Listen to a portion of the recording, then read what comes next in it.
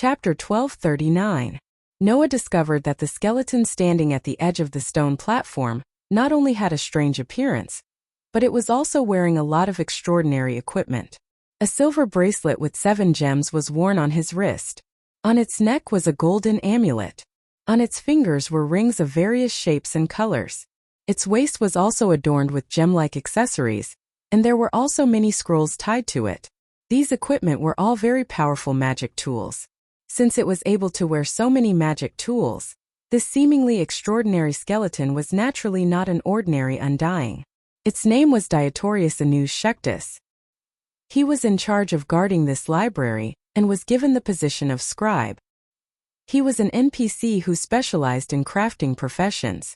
In terms of combat power and level, Dietorius was not as good as a group of guardians who had reached the maximum level of 100. However, in terms of crafting professions, Dietorius was the #1 person in charge of the entire Nasaric underground tomb. This was especially true for the production of scrolls, as the scribe was the one who took up most of the responsibility. Without this scribe, the various tools that could be produced in the Nasaric underground tomb would definitely be of a lower grade. Therefore, although Noah had not seen Dietorius before, he at least knew of his existence. On the other side, Dietorius, who was studying a piece of parchment spread out on the stone platform in front of him, finally seemed to notice the situation at the door and raised his head. In the next second, when he saw Noah being protected by Yair-Bade and Demiurgos, a scarlet light suddenly flashed in the eye sockets of Dietorius' skull, as if he was frightened, and quickly walked out of the stone platform. Then Dietorius respectfully knelt in front of Noah. "Welcome, Lord Noah." Although they had not directly met each other because of the settings, all the NPCs in the Nasaric underground tomb clearly knew who they were loyal to. In the past, Noah thought that if they had not met each other, the NPCs in the Nasaric underground tomb would not know that they were loyal to him.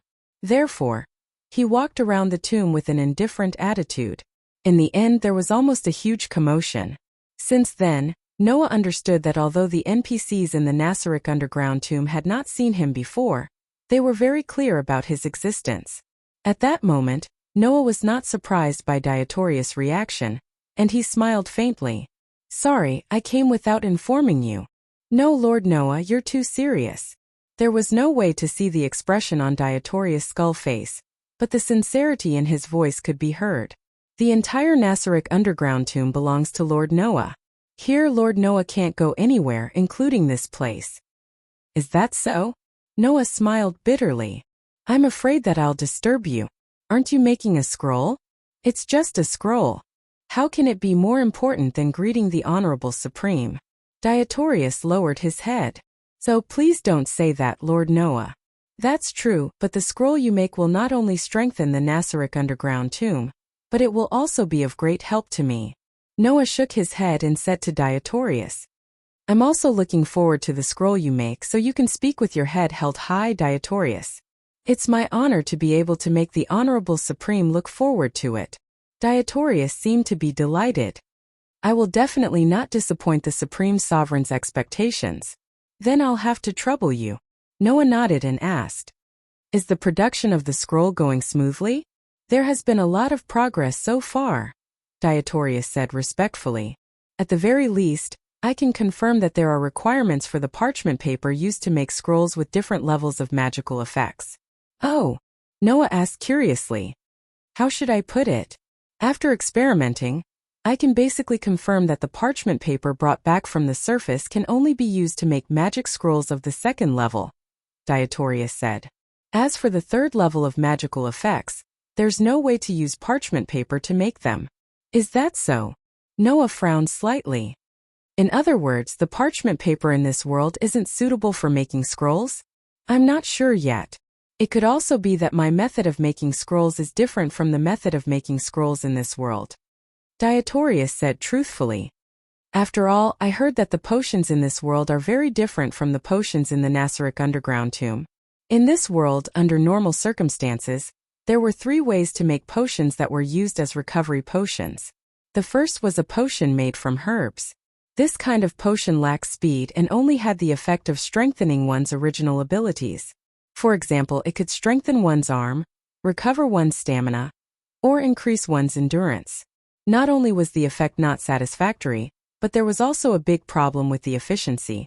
The only advantage was that it was very cheap. The second was a potion made from a mixture of magic and herbs. The effect of this kind of potion would be faster than the first, but it still required time. Most adventurers preferred to use this kind of potion. After a battle, they would drink a bottle and slowly recover. The third type was a potion that was made using only magic. This kind of potion was made by injecting magic into an alchemy solution. The effect of the potion would be immediately apparent and had the same effect as the magic that was injected. It was similar to magic scrolls and magic tools that could only be used on oneself. Therefore, this kind of potion was also more expensive. Compared to these three kinds of potions, the potions in the Nasaric underground tomb were different. Judging from this, the difference in the production method had a big impact on the items that were made. With my production method, no matter how many times I experiment with the parchment paper that is brought back from the outside, as long as it is used to make scrolls that exceed the third level, it will immediately be scrapped, Dietorius said regretfully. However, if you use higher-level paper materials, you can make higher-level magic scrolls. If you use the highest-level paper materials, such as dragon skin, you can even make a 10th-level magic scroll without any problems. Dragon skin? Noah was deep in thought. Dragon skin was of course a high-level item that couldn't be any higher. After all, whether it was this world, the game, or even the other worlds, creatures like dragons were generally more powerful creatures. In this world, dragons were even known as the strongest race. The skin that could only be obtained after hunting dragons was naturally extremely precious. However, there were many dragon skins in the Nasaric underground tomb's treasure hall. It was an item that the members of Ains Ulgong spent a lot of effort to obtain. If it took so much effort to do so in the game, it would be even more difficult to do so in this world. It is said that in this world, dragons are the most powerful creatures, and they are also very rare, Dietorius said. In a situation where we can't guarantee a way to obtain dragon skin, I think that it is better to limit the use of the precious dragon skin. Without a supply, it is undoubtedly foolish to use it continuously. Upon hearing this, Noah chuckled and said, "Don't worry. If it is dragon skin, you can use it as much as you want." Dietorius couldn't help but be stunned. "Don't worry, I have a way to ensure that the dragon skin resources will not be cut off." Noah suddenly smiled. "So you can use it as much as you want?" "Yes," Dietorius immediately replied. Noah thought of the many resources that could be automatically replenished in the Gate of Babylon. Among them, dragon skin was included. "It seems that I can take out a lot of resources for Nasaric to use." Thinking of this, Noah looked at Yerbade and Demiugos. "Get someone to come here and choose the summoning books and information books that need to be used, and prepare a backup. Also, arrange the item books and magic books. I want to bring them with me." "Yes." Yerbade and Demiugos bowed their heads and accepted the order. Chapter 1240. Although he had asked Yerbade and Demiugos to organize the summoning books, item books, magic books, and information books, it was not a task that could be completed in a short period of time. After all, the number of books in the library on the 10th floor of the underground tomb in Nasaric was simply outrageous. This library was the largest one Noah had ever seen, be it in terms of size or collection of books. Fortunately, more than 99% of the books were just simple strategies and novels. Although the remaining 1% of summoning books, item books, magic books, and information books were just as numerous, it would not take too long to organize them, even if it could not be completed in a short period of time. With the manpower that Yerbade and Demiugos had gathered, it would probably take about 2 to 3 days. Under such circumstances, Noah directly handed the task of organizing the library to Yerbade and Demiugos. He then stayed in the library for an entire day, reading the novels and strategies with great interest, and only left the library when it was dark. Along with Noah, Yerbade left as well. On the way to his room, Noah sensed the aura following closely behind him. He was speechless as he turned around to look at Yerbade. "Yerbade, why have you been following me?" "I was thinking that Lord Noah must be very tired after a busy day today, right?" Yerbade said with a smile that was as gentle as a goddess, but there was no smile in his eyes. "So, as your subordinate, please at least allow me to watch Lord Noah fall asleep. Otherwise, I won't be at ease." "Is that so?" Noah rubbed his eyebrows and said directly. Then what is the truth? His words made the gentle smile on Yearbade's face become slightly distorted, and he became as sinister as a demon. How can I watch Satya beat me to it? Those were Yearbade's heartfelt words.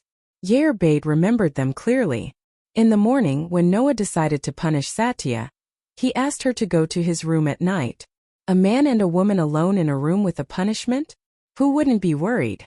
At the very least, Yearbade couldn't be at ease. How can he do such an enviable thing with Satya alone? Yearbade's body was emitting a black aura, and his smile became more and more twisted. That's not a punishment at all, but the best reward. That fellow Satya actually accepted it with a clear conscience. As a guardian, she's too unqualified. Seeing that Yearbade was about to go crazy, Noah's eyes twitched. He could only sigh and look at Yearbade with narrowed eyes. In other words, you want me to do the same to you, right? That's right. The black smoke around Yearbade's body instantly disappeared without a trace. His face was flushed red, and he began to twist and turn in an extremely intoxicated manner. May the benevolent and merciful Supreme Sovereign bestow upon me an equal reward. No punishment. Upon hearing this, Noah stared at Yearbade speechlessly. Under Noah's gaze, Yearbade gradually woke up from his intoxicated state, and his pretty face suddenly became somewhat unnatural. That? May I ask what I did wrong? No, you didn't do anything wrong. Noah suddenly smiled, and it was an extremely mischievous smile. However, since it's the request of the Chief Guardian, who has worked hard and performed a great service, then I'll fulfill your wish and let you suffer the same punishment as Satya. Seeing Noah's smile, for some reason, Yearbade had an ominous premonition in his heart. However, this ominous premonition was immediately drowned out by ecstasy. Finally, Yearbade's tears flowed out. I've finally waited for the time when the Supreme Sovereign will favor me. While saying this, Yearbade seemed to have thought of something. He twitched the tip of his nose and sniffed his own body. Then, his expression changed, and he hurriedly said to Noah, Lord Noah, please give me some time. I'll go take a bath first. After saying this, Yearbade slipped away with a whoosh and disappeared without a trace. What bath are you taking? Noah looked in the direction Yearbade had left, and the corners of his mouth lifted slightly. Anyway, it's not something that can only be done after taking a bath. After saying this, Noah turned around feeling amused. However, when he turned around, a figure with a fragrant body and a bright smile appeared in front of Noah's eyes. I'm done. Lord Noah. Isn't this a little too fast? 3 minutes later, Noah brought Yearbade, who had taken a quick bath and was in an extremely good mood, to the door of his room. Yearbade's face was full of anticipation, and his eyes were surging with desire as he thought about what would happen next.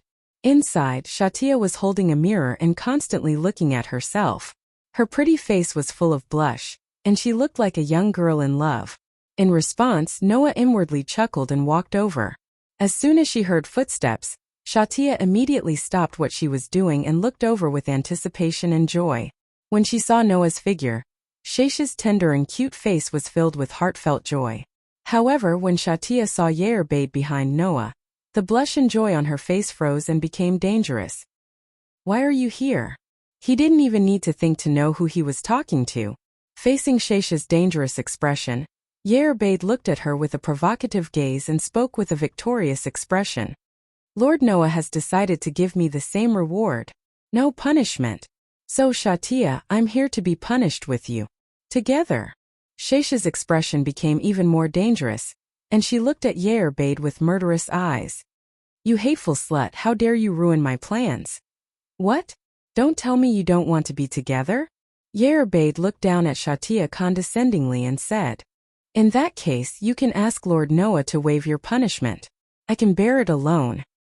How is that possible? Satya yelled with a fierce expression. Fine, let's do it together. It's better than letting you beat me to it. Don't think that we'll be tied if we do it together. Yearbade also revealed a sinister expression. I'll definitely make Lord Noah punish me first. Humph. Satya snorted in disdain. Let's wait and see. As a result, the two guardians of the underground tomb glared at each other, and there were even sparks in their gazes. Little did they know that looking at Yerbade and Shatia, the smile on Noah's face was also very bright. It was a smile that looked like a prank that was about to succeed. When Yerbade and Shatia entered the room under Noah's lead and arrived in the hall, the two girls saw it at the same time. There was a crystal ball on the table in the hall. It was something that wasn't originally in this room. Lord Noah? Yerbade asked in puzzlement. What's this? Are you talking about this crystal ball? Noah stepped forward and patted the huge crystal ball. This is your next punishment. Our next punishment. Yerbade and Shatia were stunned on the spot. Seeing this, Noah shrugged and slowly stroked the crystal ball. The next moment, the crystal ball suddenly lit up and a scene appeared. It was a scene of many densely packed black dots crawling on the ground. This is, Shatia said with some uncertainty. Ants. Yes, the densely packed black dots crawling on the ground were all ants. Both of you listen carefully, Noah suddenly said. Next, you will stay here and count ants. Count? Count ants? Yerbade and Shatia were completely stunned. That's right, and you have to count until dawn, Noah said with a faint smile. Tomorrow, I will ask you how many ants are crawling on the crystal ball. If you answer correctly, your punishment will be over. If you answer incorrectly, you will continue counting the next night. If you keep answering incorrectly, you will continue counting. This is your punishment. Yerbade and Shasha's vision turned black at the same time and they fell to the ground. Chapter 1241. The next day, when Noah woke up from his sleep, the familiar soft touch and body temperature in front of him awakened the rest of his muddled consciousness. Opening his eyes, Noah felt the light weight in front of him as he reached out and slowly lifted the blanket. In the next moment, a cute elf girl appeared in Noah's field of vision. Huff! Huff! The girl seemed to still be in a deep sleep. Her extremely subtle breathing sound faintly rose and fell in the silent space, making the air seem to carry a slight fragrance. The silver-white long hair was extremely soft as it hung down her slender and white back, covering the elf girl's entire back. The elf girl was completely naked, only wearing a pair of black knee socks. She hugged Noah's neck as usual, snuggling into Noah's embrace, directly pressing down on Noah's body as she slept sweetly. Who else could it be other than Aster? This familiar scene made Noah's expression involuntarily relax. Gently stroking Aster's soft silver-white hair and looking at the elf girl's naked body in his arms, Noah didn't have any evil thoughts in his heart, only warmth. Under normal circumstances, as long as there was no one beside Noah, then the next morning, Noah would find Aster in the same state, sleeping in his arms. It wasn't that Noah hadn't tried to wake up in the middle of the night. However, Aster didn't appear in this state in the middle of the night. Thus, Noah judged that Aster should only wake up in the morning, turn into her human form, lie in his arms and continue to sleep. Then after dawn, if Aster woke up earlier than Noah, then this elf girl would use all kinds of methods that would excite a healthy male to wake Noah up. If Noah had woken up earlier than Aster, he would have seen this young lady who looked more like an animal than an elf appear in this form. Thus, Noah lovingly kissed the tip of Aster's nose, then quietly got up and quietly got off the bed without waking Aster up. Covering Aster with the blanket, Noah smoothed the bangs in front of the sleeping Aster's forehead, then straightened up and began to wash up. Walking out of the bedroom, the hall appeared in front of Noah's eyes. Noah gently closed the bedroom door and cast his gaze into the hall. There, Yerbade and Zaisha were sitting side by side at the table in the hall. On the table, a large crystal ball was still playing the scene of a group of densely packed ants crawling across the ground. Yerbade and Zaisha stared at this scene, as if they were broken puppets muttering in a daze. 137-685-4813. 137-685-4814. 137-685-4815. It was clear that the two girls were still counting the ants. Looking at Yerbade and Zaisha shaking their heads and muttering absent-mindedly like broken puppets, Noah felt a little guilty. Poor Yerbade and Zaisha were full of expectations that Noah would favor them, but in the end, they were met with a cruel punishment. The feeling of falling from heaven to hell must be very uncomfortable, right? Moreover, the two girls' punishment was to count ants for a night. The densely packed ants crawling across the surface of the crystal ball at a rather fast speed. Not to mention counting for a night, even counting for a minute would make one feel dizzy and faint. right? However, it was precisely because of this that it could be considered a punishment. If he really punished Zaisha severely, then Noah wouldn't be able to bear it. But if the punishment was too light, then it wouldn't be able to eliminate the guilt in Zaisha's heart. In that case, how could he make Zaisha feel afraid and punished without causing any substantial damage? This was the method that Noah thought of. Presumably, even Zaisha would go crazy from counting ants for a night, right? Moreover, Zaisha's patience wasn't very good to begin with, so it would be even more effective as a punishment. As for Yerbade, it would be an undeserved calamity. Well, as demons and vampires, Yerbade and Zaisha were creatures that did not need to sleep or eat, and they were races that did not tire. It was not a bad thing to have some fun. Of course, even if the two girls counted wrongly, Noah did not intend to let them continue. If they really had to count like this every night, then even demons and vampires would probably go crazy. Thus, Noah approached the two girls with a faint smile on his face. Okay, Yerbade, Zaisha, you can stop now. After Noah's voice sounded, the two girls looked up as if they had just woken up from a dream. They looked at Noah blankly with a melancholy expression. Seeing how Yerbade and Zaisha were staring at him blankly, the faint smile on Noah's face began to slowly disappear and was replaced by a trace of worry. Don't tell me that Yerbade and Zaisha have really gone crazy from counting ants for an entire night? Just as Noah was worried about this, Yerbade suddenly lowered his head slowly, letting the bangs in front of his forehead cover his expression, and his body trembled slightly. That appearance made Noah feel a little scared. Yeah, Yerbade? Noah asked with some trepidation. What's wrong with you? At this moment, Yerbade suddenly moved. Bang! Accompanied by a muffled sound, a force exploded in Noah's arms, making Noah lose his balance. Noah only felt his vision spinning, and then there was another impact on his back. The scene on the ceiling was fixed in Noah's vision. In other words, Noah was now lying on the ground. Moreover, he was knocked down by an abnormally soft object. As for what that abnormally soft object was, there was no need to guess. Sir Noah, Yerbade, who was riding on Noah and pressing Noah down, raised his upper body and met Noah's gaze. At this moment, Noah discovered that Yerbade's beautiful gem-like pupils were slightly enlarged, like a snake eyeing its prey. This made Noah shiver all over. Yerbade. Noah's voice couldn't help but raise a little due to panic. What are you doing? In the face of Noah's questioning, who had lost his calm and had fallen into a state of panic, Yerbade acted as if he didn't hear anything. It was as if he was completely immersed in his own world, and couldn't hear anything from the outside world. I can't hold it in anymore. Yerbade said drunkenly, as if he was drunk. I keep telling myself, I have to hold on. I have to hold on. As long as I hold on, until I finish counting the ants, then I will be able to obtain Sir Noah's favor. Now, finally this moment has come, right? Cold. Calm down, Yerbade. Noah could only struggle to get up. Get off of me first. However, no matter how much Noah struggled, there was no way for him to break free from Yerbade's restraints. My level has already reached LV 4 and my all ability is at the SSS stage.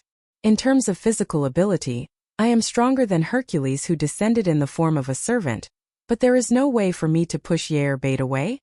In fact, Noah couldn't push Yerbade away. Firstly, it was because Yerbade was a max-level warrior character with extremely high physical attributes. Secondly, it was because the place he touched was too soft, so Noah couldn't use his full strength. In such a situation, Yerbade murmured in a daze. It's all Sir Noah's fault. Undoubtedly, I'm looking forward to it. But I can't get what I want. That's right. It's all Sir Noah's fault. The corners of Noah's mouth began to twitch. It was at this time that Xiaotaya made her move. That's right. It's all Lord Noah's fault. Zaisha stood up shakily and suddenly raised her head. Like a predator, she bared her fangs and brandished her claws as she pounced towards Noah. It's all Sir Noah's fault. Noah was directly pounced on. Together with the two girls, he rolled on the ground in a sorry state. That's enough. Noah couldn't stand it anymore and roared. Chapter 1242. Noah's Gate of Babylon was a treasure trove jointly built by Gaia and Aleia, the two suppressive forces. Even the hero King Gilgamesh, who claimed to have all the treasures of an era, could only stare at the treasures inside. Noah's Gate of Babylon had all kinds of rare resources such as fine steel, dragon skin, and so on. In addition, Noah's Gate of Babylon had the ability to automatically replenish consumables. There were many resources that were extremely precious in the eyes of others, but they were inexhaustible and inexhaustible. For the development of the underground tomb in Nasariq, Noah asked Yair-Bede and Demiurgos to sort out all the summoning books, item books, magic books, and information books in the library to enrich the Gate of Babylon. At the same time, he also took out many of the precious resources in the Gate of Babylon and provided them to the underground tomb in Nasariq for use. With these precious resources, the production of all kinds of items in the underground tomb in Nasariq would definitely be fruitful. As for the summoning books, item books, magic books, and information books that Yair-Bede and Demiurgos sorted out, they were all put into Noah's Gate of Babylon. Yair-Bede and Demiurgos took the copies of the summoning books and information books with them. They also took a large amount of gold coins from Noah and prepared to summon high-level monsters. They also started to let the NPCs in the crafting department use the information books to create all kinds of equipment, items. As for the summoning books, considering that the space in the underground tomb in Nasariq was limited, Yair-Bede and Demiurgos still needed to discuss how to use them. Otherwise, if they only carried out the summoning, the sudden increase in the population of the underground tomb in Nasariq would definitely cause these monsters to become a burden. Therefore, what kind of monsters to summon, what kind of monsters to summon, what kind of monsters to summon, what kind of monsters to summon, what kind of requirements there were in terms of race, profession, skills, and magic, etc. were all things that needed to be discussed. Noah handed all of this over to Yair-Bede and Demiurgos. It wasn't that Noah wanted to be a hands-off manager. It was just that Yair-Bede and Demiurgos were definitely more familiar with the situation in the Great Graveyard in Nasariq than Noah. Moreover, he was much more familiar with it. Since that was the case, rather than getting involved, it was better to let Yair-Bede and Demiurgos take full responsibility to prevent them from ruining things. Noah did not want to give orders carelessly due to insufficient information and cause something like Shadia to happen again. Therefore, it was better to leave everything here to Yair-Bede and Demiurgos. As for Noah himself, he would occasionally listen to the reports from Yair-Bede and Demiurgos and learn about the operation of each floor of the Great Tomb of Nasariq from the other guardians. When he was free, he would check on the management system in the throne room. His days were quite fulfilling. On this day, Noah was browsing through the management system in the throne room. Through the management system's display of the operation of the Great Tomb of Nasariq, Noah could easily see that the number of monsters in the entire stronghold was increasing. In addition, various facilities responsible for producing equipment, items were also operating in full swing. Presumably, every once in a while these facilities would produce a batch of equipment, items to fill the inventory of the Great Tomb of Nasariq, right? It's going well, Noah said as he flipped through the main window that appeared in front of him. If it continues to develop at such a high speed, can the supply of resources be maintained? The problem with gold coins was no longer a problem after confirming that no matter what kind of gold coin it was, as long as it contained gold, it could be used. However, producing equipment, items not only required gold coins but also various materials. Although Noah's treasure trove had almost everything, it was only relative to the shaped moon world. In this world and the game world, there were many things that were not in Noah's treasure trove. Otherwise, Noah would not be tempted by the items in the treasure hall and library of the Great Tomb of Nasariq. The resources in the treasure trove are not lacking, but the resources that are not in the treasure trove are limited. Noah said thoughtfully, "Should I slightly control the projects that consume limited resources?" Just as Noah was thinking about this problem, outside the door in front of him, a figure slowly walked in. It was Annabelle. Aware of Annabelle's arrival, Noah raised his head slightly and looked over. At the same time, Annabelle said such a sentence to Noah with a rather serious expression. "Sir Noah, there is an intruder." Noah's eyebrows suddenly raised. On the ground quite far away from the Great Tomb of Nasariq where the throne hall was located, outside the Great Tomb of Nasariq that presented the scene of a tomb, two uninvited guests were welcomed. "Wow! I didn't expect there to really be a tomb here. You scared me." At the entrance, Clementine pointed at the tomb in front of her with a frivolous and exaggerated attitude and said with a laugh, There is actually a tomb in the middle of this grassland. Isn't this too strange? Right? Right? Humph. Looking at the extremely pretentious Clementine, Cadget snorted coldly, but also showed a somewhat excited smile. I didn't expect there to be such a harvest. This is really unexpected. Clementine and Cadget came here only to find the magic chanter who scared away Ylantil's adventurers, and had the ability to summon extremely powerful undeads. Because Cadget often dealt with undeads, he had a certain ability to track down the unique negative energy of undeads. When he planned to track down the powerful undeads that were summoned, he unexpectedly discovered this tomb. Clementine grinned, but her eyes cast a sharp gaze like that of a ferocious beast, sweeping the interior of the tomb. Clementine could clearly see. In the tomb, the grass had been carefully cut, and she could see at a glance that someone was carrying out regular maintenance. Needless to say, there must be people who come here often. Clementine looked at the ancestral hall in the center of the tomb and showed a ferocious smile like that of a predator. There might even be people who are like little Cadget, living directly with those dead fellows. Who knows? I just don't know if that person is the one we are looking for. Cadget sneered again and again. The only thing we can be sure of is that there is very powerful negative energy in this tomb, and there is definitely very powerful undeads inside. It was precisely because of this that Cadget felt both excited and nervous. He was excited because since there was a very powerful undeads here, it meant that there was a large number of low-level undeads which could allow the powerful undeads to be born.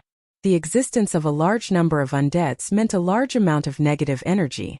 Cadget's goal was precisely this negative energy. However, facing such an undeads army that had a powerful undeads as their commander, could the two of them win? This was what made Cadget nervous. What? Clementine said in a light tone. Little Cadget, are you scared? What about you? Cadget looked at Clementine speechlessly.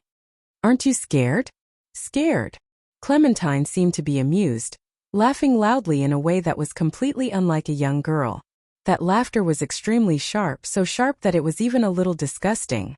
With such a loud laugh, Clementine held her abdomen, and her voice carried a hair-raising cruelty. Although I don't know what is inside, but I have already surpassed mortals and reached the hero domain, so I definitely can't lose. However, just as such a sentence fell from Clementine's mouth, a mocking voice suddenly sounded, and very clearly drilled into Clementine and Cadget's ears. Hero domain? That's really amazing, isn't it? I'm a little scared. Chapter 1243. The voice that suddenly echoed in the entire space came so abruptly.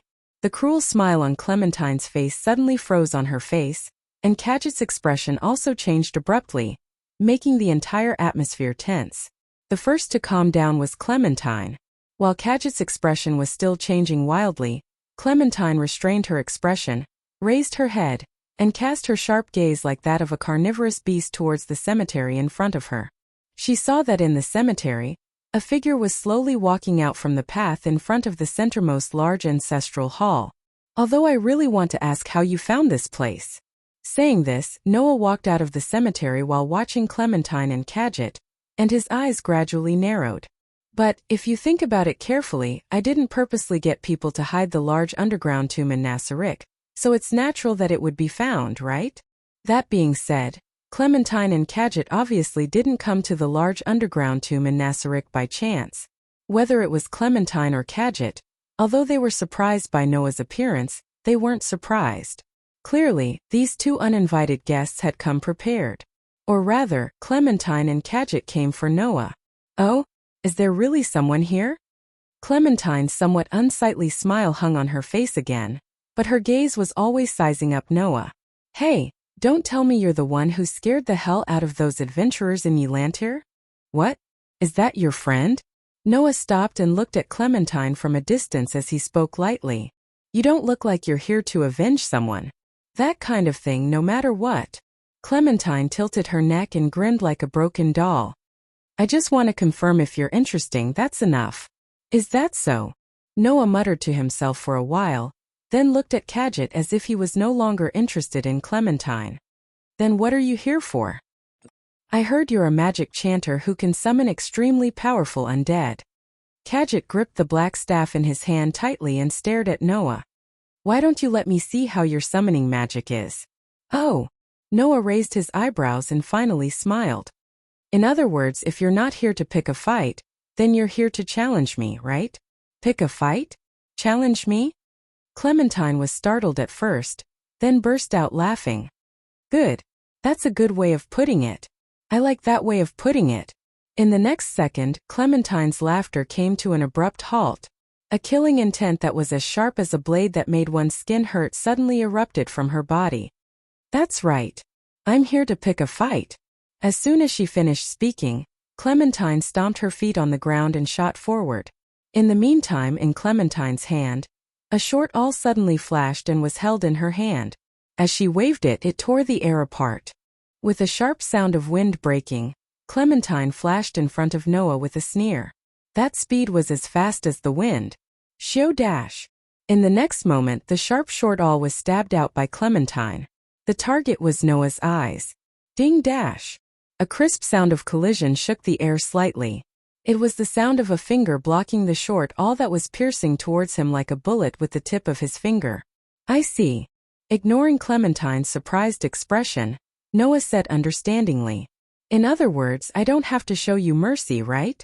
As soon as he finished speaking, bang dash. A burst of violent magic rose from Noah's body and turned into a substantial shockwave that suddenly shook and surged out. Dong dash. In a low muffled sound, Clementine was directly sent flying by the substantial shockwave of magic. Her feet brushed against the ground and she was forced to retreat a distance of more than 10 meters before she could stabilize herself. Tisk! Clementine held her chest that hurt from the shockwave and made a speechless sound. That bastard, not only is he a magic chanter, but he's also a monk? Although Clementine's short awl did not have high lethality, it could not be more fragile than a human body. To be able to use a finger to block the sharp short awl, there was no other possibility other than a monk who could train his body to the strength of various metals. No, maybe that guy activated some defensive magic when I didn't know. Or maybe it was the power of some magic tool. Clementine overturned her previous guess. How can a magic chanter who has the ability to summon a powerful immortal also be a monk at the same time? Noah raised his eyes slightly in response to Clementine's self-muttering guess. He looked at her and said with a faint smile on his face, "Is that so?" After saying that, Noah's body suddenly shook, and his figure disappeared on the spot. Clementine's eyes shrunk, and without hesitation, she stomped on the ground and retreated. However, just as Clementine's figure retreated, a ghostly figure suddenly appeared behind her and reached out a hand and put it on Clementine's back. Feeling the touch of the hand on her back, Clementine's face finally changed. Then a voice entered Clementine's ears. "Are you a magic chanter? Or a monk? Why don't you guess again, a big shot who has stepped into the realm of heroes?" At this moment, Clementine felt like there was a knife on her neck, and an extremely strong sense of crisis rose in her heart. It was only then that Clementine understood, whether it was a magic chanter or a monk. As long as Noah slightly moved the hand on Clementine's back, Clementine's end was obvious. Without any hesitation, Clementine almost subconsciously turned around and fiercely thrust out the short awl in her hand. However, at the same time, a fist mixed with a terrifying wind carried a chilling momentum and directly smashed in Clementine's direction. At this moment, the sense of crisis in Clementine's heart surged to the peak. Clementine's battle instincts, cultivated from years of desperately struggling between life and death, told her, if she received this punch, she would be seriously injured even if she didn't die. Clementine, who had completely lost her composure, suddenly screamed, "Unyielding stronghold!" At this critical moment, Clementine used a skill that was like a warrior's trump card, a martial technique. A superb martial technique that could allow the user's defense to rise to the level of a city wall, in an instant. Unyielding stronghold. Therefore, in the next moment, the fist carrying a terrifying wind collided with the short awl that suddenly flashed with the light of a martial technique. Bang! In the sound of something exploding, the short awl collided with the fist carrying a terrifying wind. The short awl, whose defense was raised to the level of a city wall in an instant, was actually directly blasted apart by the frightening strength of the fist. Crack! The terrifying fist's undiminished momentum caused Clementine's wrist, which was holding the short awl, to produce a cracking sound, instantly bending into an angle that made one's teeth ache.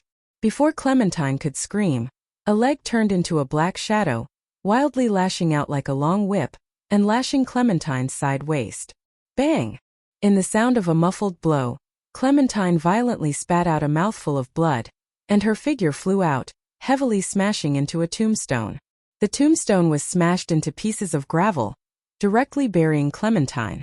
At this moment, Noah seemed to flash out of thin air, glancing at the pile of gravel that buried Clementine's figure, then turned around and looked at the shocked Kadjit. "So it's your turn next?" Hearing this, Kadjit couldn't help but take a step back, and roared with fear on his face. "You? Who are you? Only now do you remember to ask for someone else's name?" Noah laughed out loud. "But that's not important anymore. I just need to know that you came with ill intentions, and that's enough." Chapter 1244. The cool breeze, mixed with the smell of soil, blew through the surface graveyard of Nazarik's underground graveyard, causing the tense atmosphere in the air to suddenly become heavy. Looking at Noah, who was standing against the wind with his robe fluttering in the breeze, Kadjit's expression became extremely ugly. However, compared to his ugly expression, Kadjit's heart was more terrified of Noah. "How is this possible?" Kadjit murmured in disbelief. "How can there be a guy who can defeat that woman so easily?" Kadjit did not have a good impression of Clementine. There was no other reason other than that Clementine was a person with a personality defect. In the Celian theocracy there were a total of 6 special intelligence units, and the unit called the Dark Scripture was the most special one. It was not like the Sunshine Scripture, which had hundreds of people, and there were only a few dozen of them. However, the Dark Scripture formed by these dozen of people was the trump card of the entire Celian theocracy. There was only one condition to be able to join the Dark Scripture. That was to at least reach the level of a hero.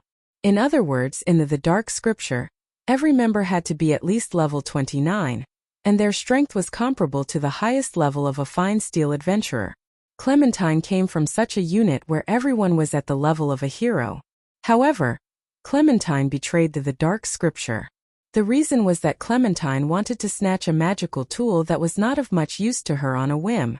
Since then, Clementine betrayed the Dark Scripture, revealing her ferocious and cruel side. This woman loved to torture people. Moreover, no matter if it was an enemy or an innocent passerby, as long as Clementine had that thought, she would not hesitate to use the cruelest methods to torture people. Kadjit was not a good person. Otherwise, he would not have wanted to turn the entire Yelantir into a dead city for his own purpose, to collect negative energy. However, it was impossible for Kadjit to have a good impression of such a person with a personality defect. However, he had to admit that at least in terms of strength, Clementine was indeed quite strong. Kadjit believed that even if Good Jefu was the strongest warrior in the kingdom, Clementine would still be able to fight him to a draw. How could such a person be defeated in 2 or 3 moves by this man of unknown origin? What kind of joke was this? "What? Aren't you coming over?" Seeing Kadjit's ugly face, Noah sneered. "You're the ones who came looking for trouble, and I've personally come out to accept the challenge. Why don't you show some promise?" Don't underestimate me." Kadjit's heart was filled with anger as he whispered in a hoarse voice. "Even if you can defeat that person with a personality defect, as a magic chanter, you will never be able to defeat me." With these words, Kadjit raised the hand that wasn't holding the black staff. In that hand there was a pitch-black bead, so black that it was beginning to turn purple. Clementine had once said that the summoning magic that Kadjit could use was of a lower level, but it could be amplified through precious magical tools and unleash great power. That magic tool was the bead in Kadjit's hand. "Just watch. The power of my orb of death." Kadjit roared loudly. "Come out for me, Bone Dragon." As his voice fell, a dazzling light suddenly flickered on the pitch-black orb. Following the activation of the magic tool called the Orb of Death, the entire ground began to tremble. Noah's eyebrows slightly wrinkled. With his outstanding sensing ability, Noah could clearly feel it. Underground there were 2 more auras. Kacha. Immediately after, the ground in front of Kadjit cracked and slowly protruded. Pung dash! The protruding ground suddenly exploded, revealing 2 gargantuan figures. They were 2 colossal creatures that were more than 3 meters tall and formed from countless human bones, with long necks and bones forming wings. Impressively, they were bone dragons. Roar dash. The two bone dragons' eye sockets flashed with ominous glints as they faced Noah's direction, and let out a roar that shook the atmosphere. Ha ha ha ha ha. Just watch. This is the power of the Orb of Death. The appearance of the bone dragon seemed to have restored Kadget's confidence, and he let out an unpleasant laugh. The bone dragons have an absolute resistance to magic. No matter what kind of magic chanter you are, they are invincible natural enemies. Even if you defeat that person with a flawed personality, as a magic chanter, you definitely can't win against two bone dragons. Kadget, who was laughing like this, didn't notice. Noah, who stood against the wind amidst the sound waves emitted by the two bone dragons, had traces of interest and ridicule in his eyes. The interest was towards the Orb of Death in Kadget's hands. Although he didn't know what kind of magic tool it was, there wasn't such an item in the large underground tomb of Nassarik, which made Noah quite interested. As for the ridicule, it was directed towards Kadget. In the battle with Clementine just now, Noah didn't even use a single spell. The whole battle was mainly close combat. In the end, Kadget still thought that Noah was a magic chanter. He was really stupid beyond belief. At that moment, Noah sighed expressionlessly and raised a hand. Two golden ripples, like water waves, suddenly fluctuated in the space on both sides of Noah's body. Two long spears popped out, like arrows knocked on a bowstring, and suddenly aimed at the two huge bone dragons. Kadget only saw two golden lights suddenly flash in front of his eyes. That was the scene of the two long spears explosively shooting out, flying towards the two bone dragons like meteors. Immediately after, the two long spears, which were extremely small compared to the bone dragons, fell on the bone dragons like beams of light. Pung! The sound of the collision neatly overlapping each other resounded. The two bone dragons were directly blown apart by the two long spears, turning into bones that filled the sky, sprinkling down from midair. WH? Kadget was aghast. Noah ignored the horrified Kadget and cast his gaze on the orb in his hand. You seem to be holding something interesting. Then take it as my reward for accompanying you for so long. Noah lifted his feet and walked in the direction of Kadget. Kadget's face was filled with fear as he staggered backwards. Pung!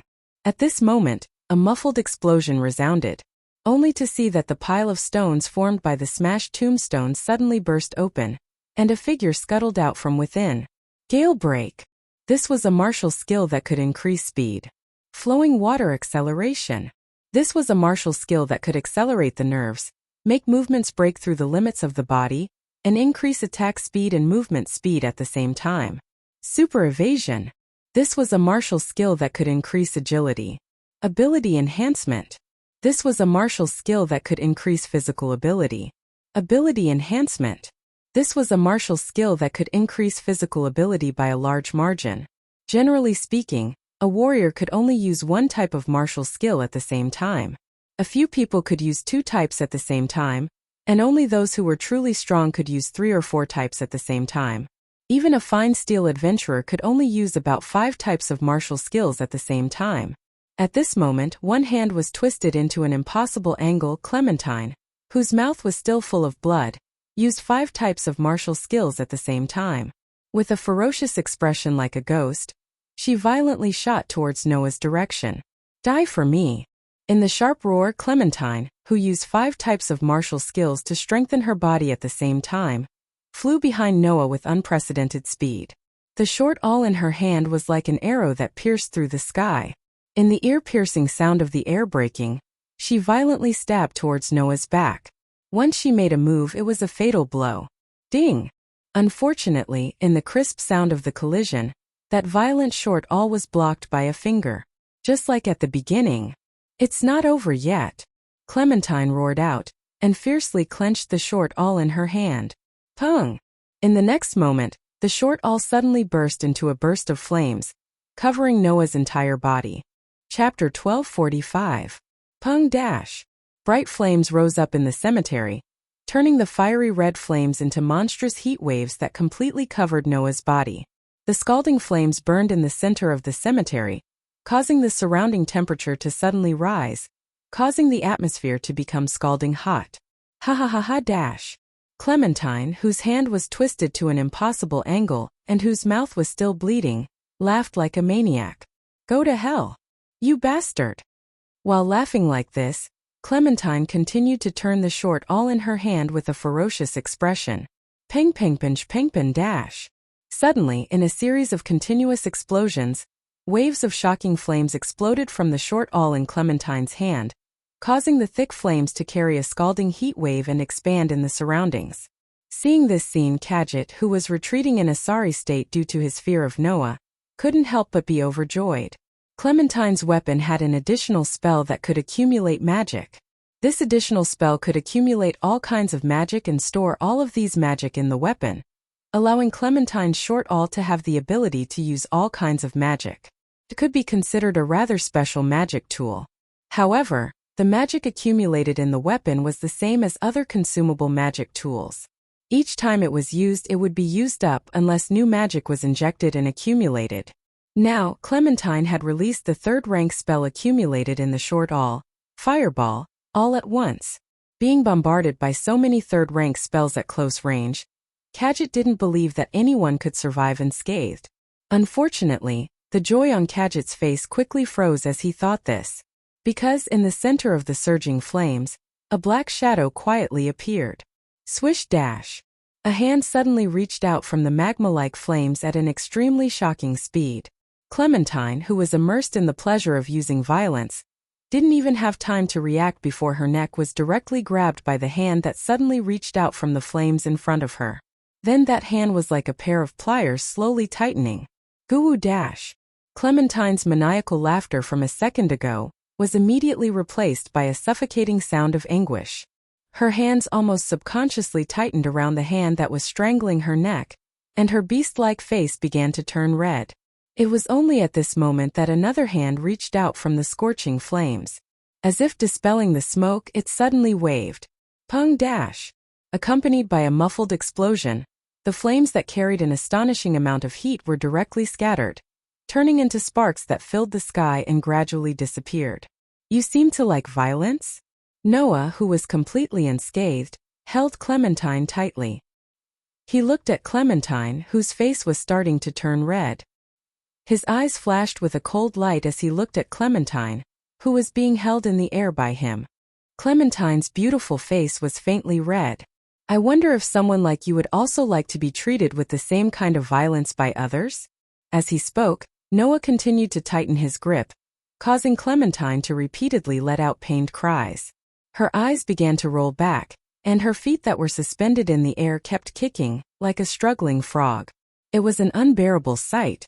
Watching the scene of Clementine, who had reached the hero domain, struggling like a powerless child in Noah's hands, Kadjit only felt that all the strength in his body was dissipating. His body went limp and he sat on the ground. Kadjit didn't even have the strength to hold the black staff and let it fall to the ground. He used the rest of his strength to hold the pearl of death. His hands trembled, and he looked at Noah with eyes full of fear. Monster. At this time, only boundless fear and regret emerged in Kadjit's heart. Fear was naturally fear of Noah. Regret was that he shouldn't have been convinced by Clementine, who had a personality flaw, to come here and face this monster in front of him. Warriors who had reached the hero domain were completely vulnerable in his hands. The bone dragon that had absolute magic resistance and could completely nullify magic below the 7th rank, and there were even 2 of them. In his hands they also couldn't survive a single move. What was this kind of existence if not a monster? At least it was impossible for there to be such an existence among humans. Kadjit was completely overwhelmed by fear, and he hysterically roared at Noah. How can a human be so strong to this extent? How can he be so strong that even one of the special intelligence units of the Celian theocracy, the dark scripture, that only those who have reached the hero domain can join, can't fight back? As soon as these words were spoken, the atmosphere in the air suddenly changed. Noah slowly tightened his grip. He didn't have the slightest intention of showing mercy as he planned to choke Clementine to death. He suddenly turned his head and looked at Kadjit. You said, one of the special intelligence units of the Celian theocracy? Kadjit, who was stared at by Noah's deep dark eyes, froze there and couldn't speak anymore. Ignoring Kadjit, Noah turned his head again and stared at Clementine. You are one of the special intelligence units of the Celian theocracy? The person from the dark scripture? Clementine couldn't speak at all. She could only kick her legs that were suspended in the air and let out muffled cries. Under this kind of situation, Clementine's breathing gradually became weak, and the strength of her struggling also began to slow down bit by bit. If this continued, it would only take less than 5 seconds for a powerhouse who had reached the limit of a human to be reduced to suffocating to death. At this time, Noah let go of his hand. Clementine, who fell due to gravity, directly fell to the ground. Like a drowning person, she covered her throat and coughed while lying on the ground, gasping for air to absorb the oxygen that her lungs lacked. You! Clementine raised her head with difficulty. Her pair of bloodshot eyes stared straight at Noah, her face like a ghost. You bastard! So you still have the strength to curse? Noah looked down at Clementine from above, his face completely cold. Very good, it's good that you can speak.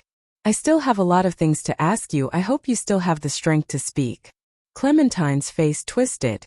It was because of anger but also because of fear.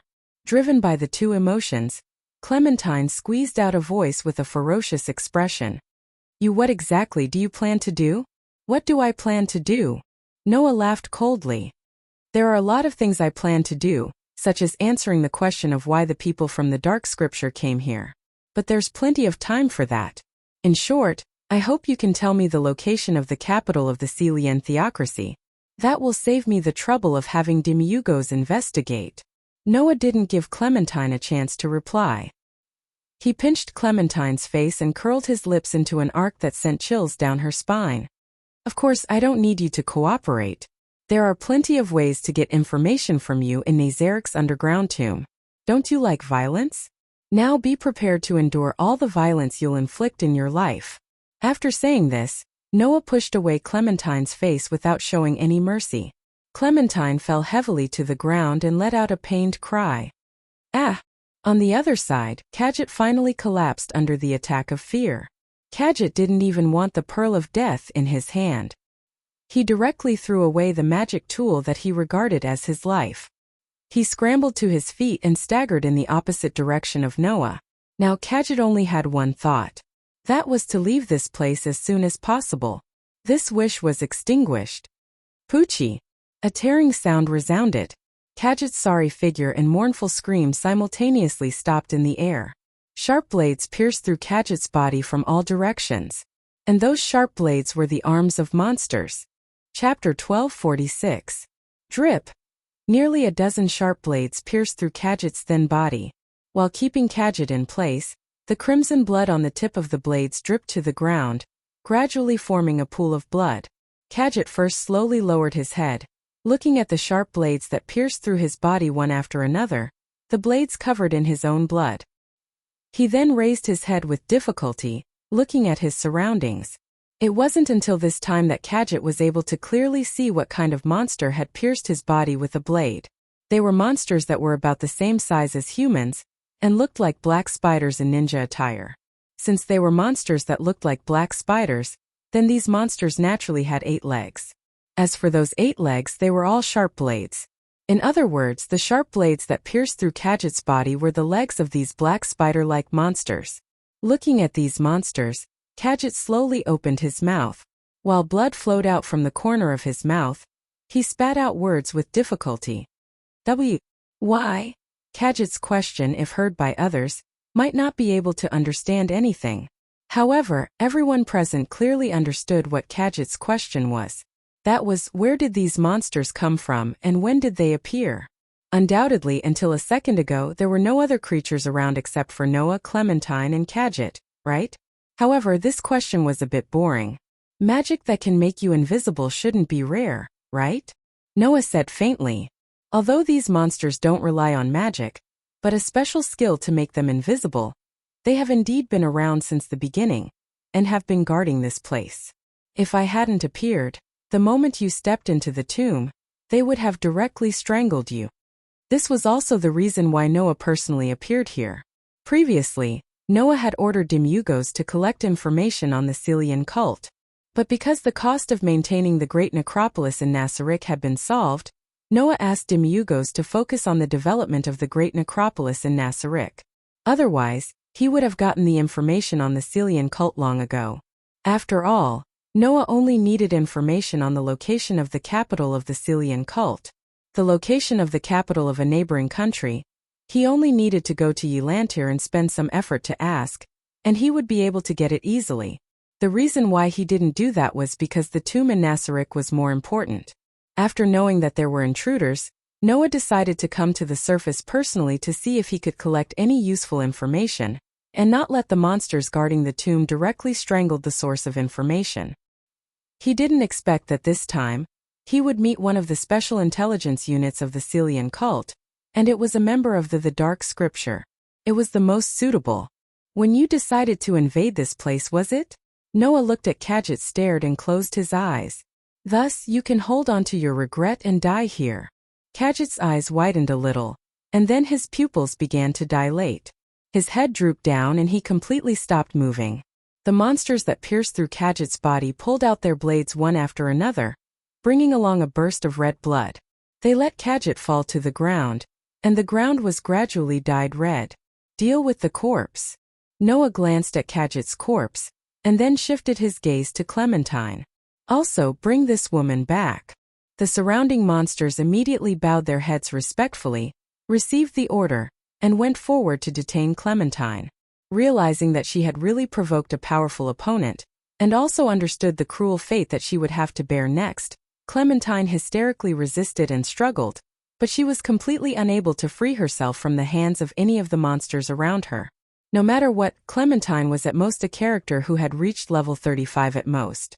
On the other hand, the monsters on the surface of Nazarick's graveyard were at least level 50. Under these circumstances, it was impossible for Clementine to escape from the hands of the monsters that were detaining her. Thus, under Clementine's sharp screams, this person with a personality defect was escorted by the surrounding monsters into the large ancestral hall in the center of the tomb, and into the large tomb of Nasarick. What awaited this person with a personality defect would be countless times more cruel than the torture that they inflicted on others in their life. This was the only thing that could be ascertained. After Clementine was escorted into the large tomb of Nasarick by the monsters, Noah walked forward and came in front of the Pearl of Death that Kadjit had thrown on the ground. He bent down and picked it up. At this moment, the Pearl of Death in Noah's hand flashed with a faint light.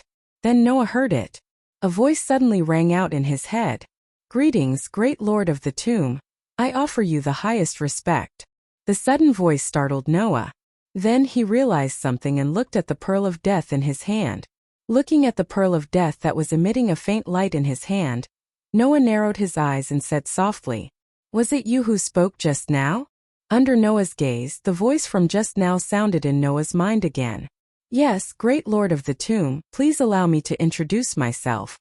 I am the Pearl of Death, an extremely rare item of wisdom in this world. Please advise me."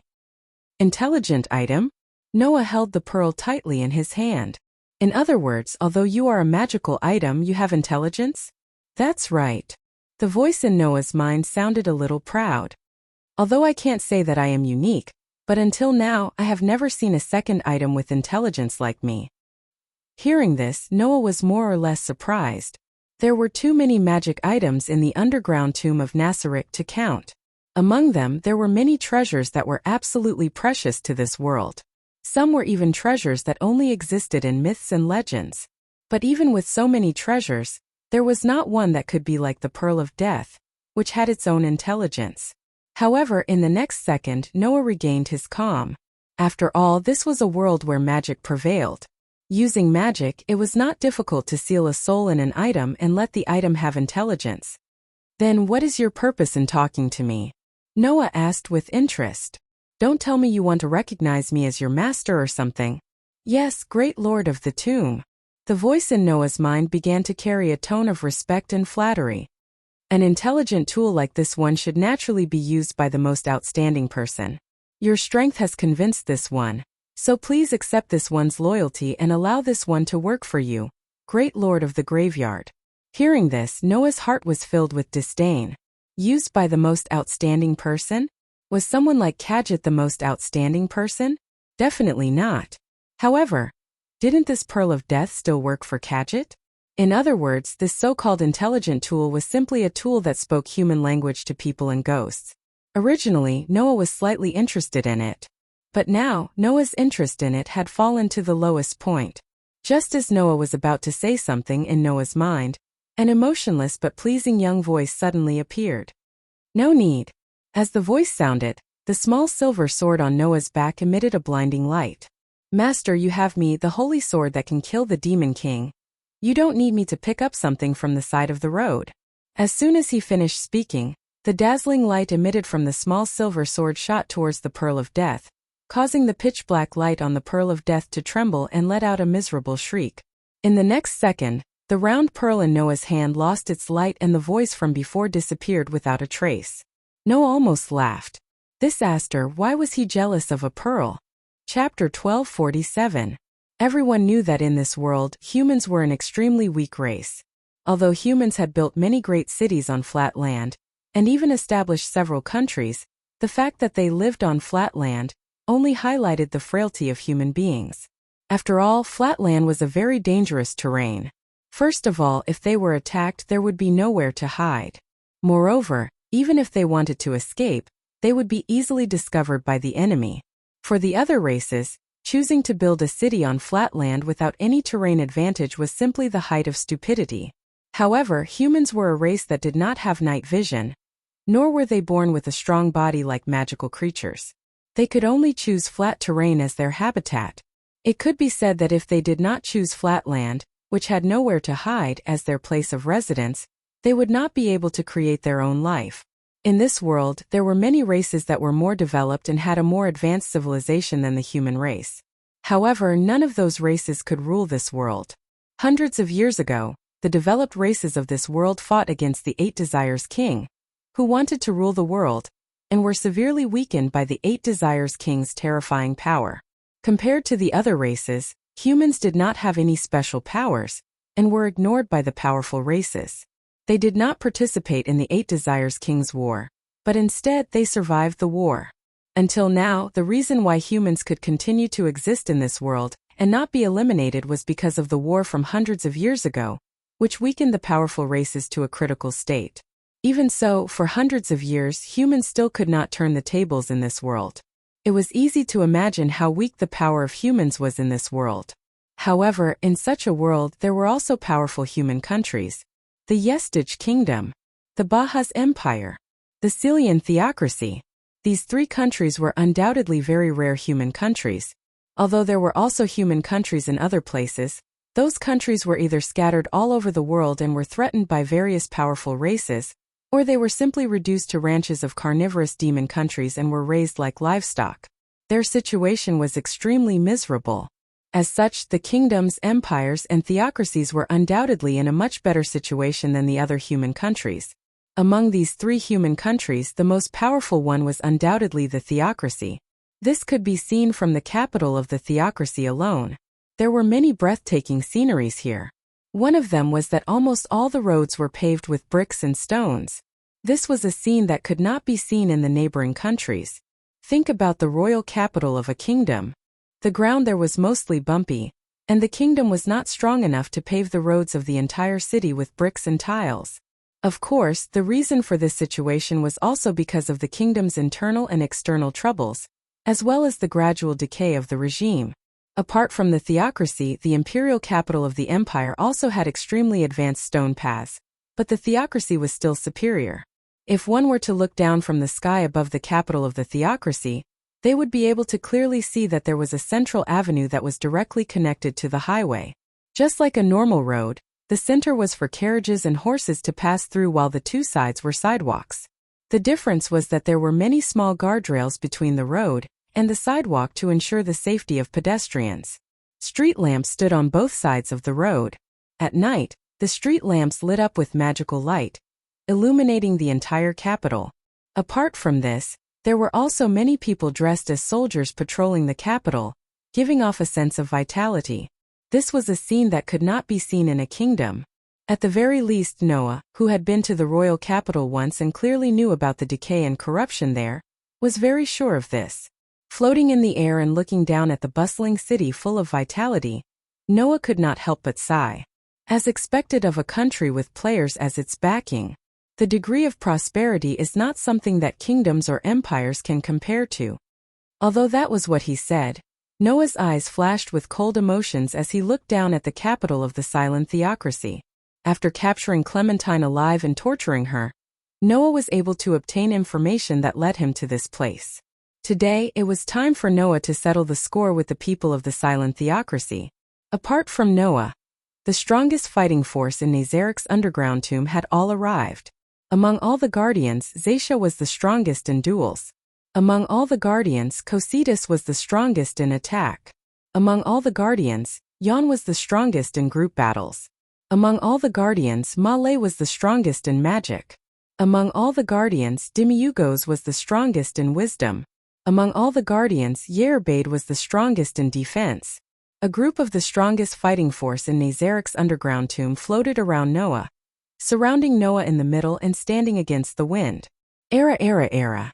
Zaisha spoke in a somewhat pitiful voice. If you look at it from this perspective, humans are really like ants. There's something wrong with what you just said, Shadia. Yerbade smiled gently. No matter how you look at it, humans are just ants.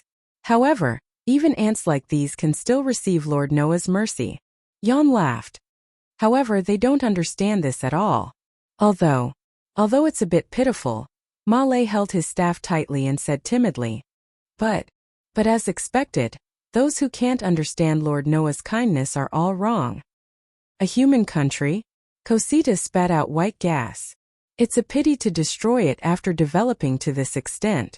The most pitiful thing is that mere humans dare to offend our sovereign. Demiugos pushed up his glasses. No matter how prosperous the city is, it will turn into the dust of history at this moment. The other guardians nodded one after another. Their eyes were filled with coldness and killing intent as they looked down. Especially Zaisha. A bloody light flashed in her scarlet eyes. It was more terrifying than anything else. You dare to control me and make me betray Lord Noah and suffer such humiliation. Zaisha's cute face was twisted with rage. I'll never let you off. Noah's eyes flashed as he sensed the killing intent and evil aura surging from Zaisha's body. He said indifferently, all of you can leave first. After saying that, Noah did not give the guardians a chance to reply. He walked past them as though he was walking in the air, and headed towards the capital of the Sea Lien cult nation. As Noah walked step by step in the air towards the capital of the Sea Lien cult nation as though he was walking on invisible ground, an almost inaudible commotion began to spread in the sky above the capital. If it were an ordinary person, they would definitely not be able to discover it, right? In the sky above the capital of the Sea Lien cult nation, there were figures that could not be seen at all.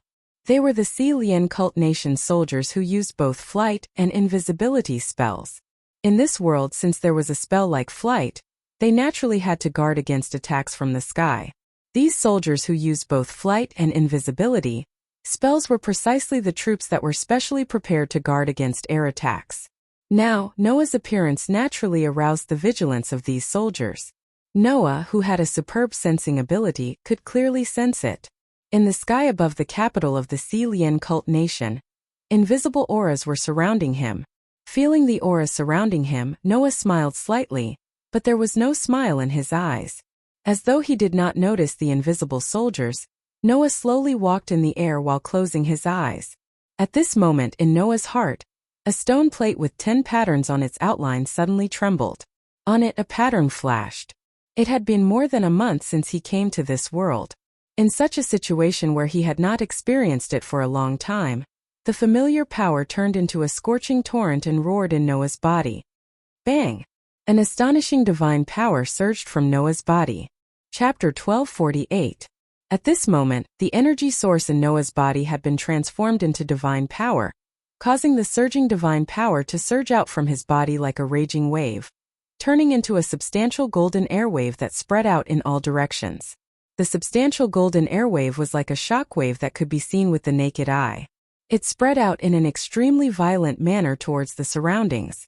Suddenly, not far away, the guardians of the underground tomb in Nasarik were all caught off guard by the sudden violent shockwave, and all of them turned pale with fright. Almost subconsciously, The guardians raised their hands and blocked in front of them, as though they were walking in a storm, maintaining their figures with great difficulty. As for the soldiers of the Celian cult who were surrounding Noah, they could not even put up the slightest bit of resistance. They could not even react in time, and all of them were shocked by the sudden violent shockwave. Boom! Accompanied by a muffled explosion, the soldiers of the Celian cult who had used the invisibility spell to hide their figures were shaken to the point of revealing their figures. Amidst a series of screams, they were sent flying in all directions. Hence, the golden airwave that was like a shockwave wreaked havoc in the sky above the Celian cult like a storm, instantly attracting the attention of the people of the Celian cult. As the center of the golden airwave storm, Noah, whose robes were fluttering in the wind, naturally became extremely conspicuous. That? Who is that? What is that? A golden storm. What's going on? Did something happen? The entire capital of the Celian cult was suddenly thrown into chaos. Under such circumstances, in the center of the capital below, from a huge building that looked like a palace, a dense crowd of soldiers began to surge out. Among them, there were even many magic chanters who were dressed as priests and had activated the flight spell, flying directly towards the sky. Standing in the center of the golden storm, Noah looked down at the dense crowd of Celian cult soldiers and magic chanters who were flying towards him like a swarm of locusts. His eyes were as calm as an ancient well. In his heart, the pattern that lit up bloomed with a dazzling light. I will use these words to provoke the gods above, to use this magic to chant this incantation, to make everything in the world bow and kneel. The voice of the incarnation named priest reverberated in everyone's heart, and the light fluctuations spread throughout the world. Then Noah spoke. Get down. 2 simple words, yet it caused the violent surging golden airwaves to transform into a tide, rippling outwards and instantly enveloping the entire capital of the Celian theocracy. Then the densely packed Celian cult soldiers and magic chanters that were swarming towards Noah like a swarm of locusts froze in midair. Immediately afterwards, as if they were suppressed by an invisible force, the soldiers and magic chanters fell to the ground at a speed faster than when they came, and wailed in pain as they hit the ground. At this moment the entire Celian cult was in a panic. No matter how stupid they were, they all realized it. The man who was floating in midair, and turned into the center of the golden storm was definitely not someone who could be taken down easily. At this moment, in the capital of the Celian cult, every one of those who had the ability to be called a powerhouse had an ominous premonition. Their instincts told them. Today the Celian cult was going to suffer a terrible disaster. Such instincts turned into reality in the next second. I am the conqueror who can defeat 1,000 with 100, 10,000 with 1,000, and 10,000 with 10,000. Now for me who is on the side of justice, please shine brightly and bestow me with divine power. The brand new voice turned into a sound wave, rippling across the entire Celian cult. Following the rumbling sound, the originally clear sky above the Celian cult nation was suddenly filled with dark clouds. Like a whirlpool, the clouds surged and swirled in the sky above the entire city. Rumble! In the next second, streaks of lightning and thunder suddenly exploded from the pitch-black clouds in the sky, bringing along an extremely oppressive and terrifying pressure, causing the entire Celian cult nation to fall into a state of panic. Many of the powerhouses and higher-ups of the Celian cult looked at the raging winds, dark clouds, lightning flashing, and thunder rumbling in the sky in horror. Their bodies started to tremble. Under such a sky, Noah was like a god, looking down at the capital of the Celian cult with the dark clouds in the background as he spun crazily like a whirlpool. In that pair of dark and deep eyes, there was no pity at all. In order to kill Gudjefu, the Celian cult was willing to use an entire innocent village as a sacrifice and wantonly slaughter. In order to achieve their goal, this cult that worshipped the supremacy of humans and advocated for the elimination of other races did not hesitate to disregard good and evil, treating all races other than humans as targets for slaughter. In this cult, demi-humans like the forest elves, half-elves, and dark elves were all sold as slaves. Such racial discrimination was just repeating what the other races did to humans. In Noah's eyes, it was not worthy of worship at all. In addition to the matter of Zaisha, the difference in ideology, as well as the new enmity and old hatred, this outcome had long been predestined. Repent in the midst of destruction. Leaving behind this sentence that disappeared with the wind, Noah raised one hand. Rumble. In the sky, in the dark clouds that spun crazily like a whirlpool, all the lightning flashed and thunder rumbled at this moment, turning into violent thunderbolts. Amidst the wailing of the atmosphere, the thunderbolts covered the entire sky and shrouded the capital of the Lian cult below. This was the sound of the thunderbolts descending from the sky, instantly destroying buildings. This was the sound of countless broken bricks and rubble being sent flying by the impact of the thunderbolts descending from the sky. Dong! This was the sound of houses and buildings collapsing. Kacha kacha kacha! This was the sound of the ground cracking inch by inch under the devastation of the violent thunderbolts. In an instant, the entire capital of the Lian cult was shrouded in the violent thunderbolts descending from the sky. Under the bombardment of the thunderbolts, it gradually turned into dust. Oh my God! God! The end of the world! The end of the world is here! God! Please save us! Save us! Under the devastation of the violent thunderbolts, the people who were fleeing in fear one by one sent out the most important prayer of their lives to the 6 gods that they believed in. What they received was the thunderbolts descending from the sky once again, destroying the buildings in the capital one by one. Rumble! The city walls around the capital finally collapsed under the bombardment of the violent lightning. In the capital of the Lian cult, the people could only flee for their lives, letting their screams and wails resound through the entire space. That scene was like hell. Not far away, the guardians of Nazarik's underground graveyard looked at Noah, who stood in the wind like a god above the capital. With a raise of his hand, he could change the color of the sky and earth, causing violent lightning to descend, and causing a bustling city to gradually turn into ruins. Intense shock surged in their hearts. Looking at the people in the city below who could only flee for their lives in hellish despair, even the guardians of the great underground tomb in Nasarik couldn't help but turn pale. Under such a power of heaven and earth, every guardian recognized their own helplessness. Even these people who were at the maximum level of 100 could only feel powerless, let alone the people in the city below who could only tremble and wail under such power. However, if someone were to observe carefully, they would notice. Even though the entire city was shrouded in the dark clouds of lightning and thunder, and was being ravaged by the violent thunderbolts descending from the sky, none of the ordinary people were harmed.